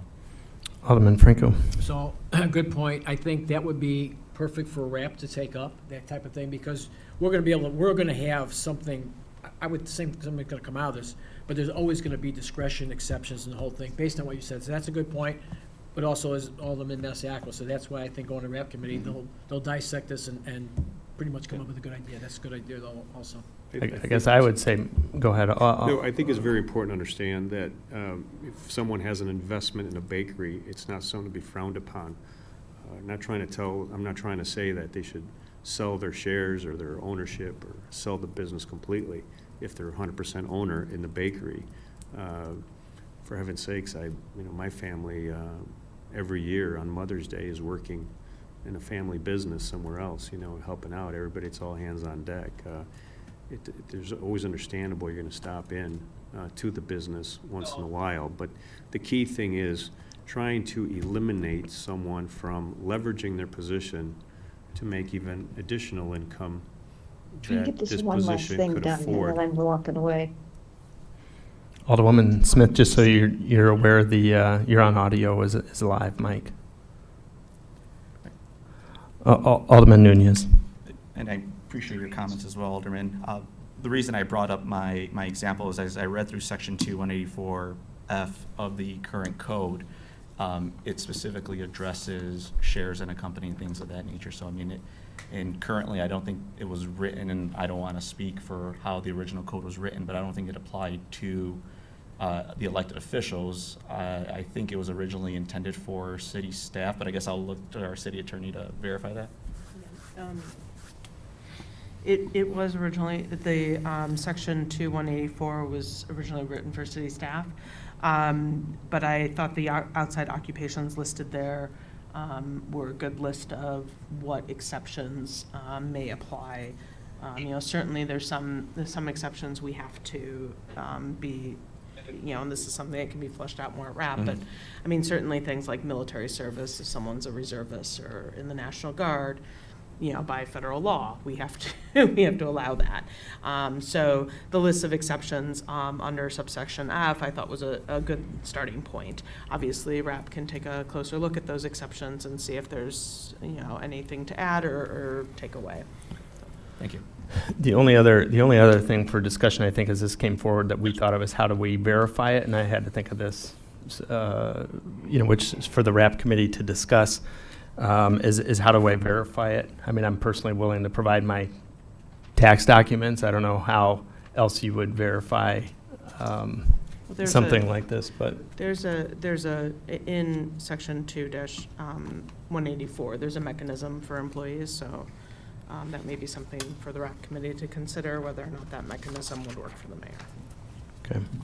But we do have three people: Alderman Masiacos, Alderman Seville, and Alderman Franco.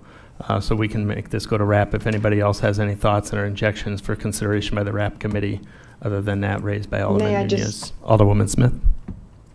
Yes. I know this is something that Alderman Masiacos is very passionate about and he's talked about for a while. So I definitely support the fact that we should look into this and take the time to see if this is something we should bring into our city. So I support this.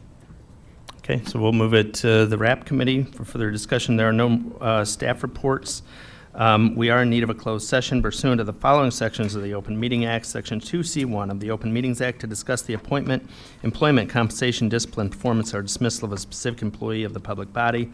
Section 2C5 to discuss the purchase or lease of real property for the use of the public body, including meetings held for the purpose of discussing whether particular parcels should be acquired. And Section 2C11 to discuss litigation. And Section 2C29 to discuss meetings between internal or external auditors and government audit committees, finance committees, and their equivalents when the discussion involves internal control weakness, identification of potential fraud risk, area known or suspected frauds or fraud interviews conducted in accordance with general accepted auditing standards of the United States. Do I have a motion to enter into closed session and thereafter adjourn the committee of the whole meeting with no further action or public business to take place for the purpose of this meeting? Motion by Alderman Seville, second by Alderman Larson. Will the clerk please call the roll? Guerrero? Yes. Garza? Yes. Masiacos? Yes. Nunez? Yes. Franco? Yes. Seville? Yes. Benuelos? Smith? Bug? Yes. Bate? Yes. Larson? Yes. White? Yes. 10 yes, 0 no. Okay, the open session of this meeting now convenes to closed session at 8:19 PM. And before saying goodnight to the public, I also just want to acknowledge the hard work of corporate counsel and all the aldermen to amend our ethics ordinance. Hopefully, we can successfully arrive at a compromise deal. Thank you.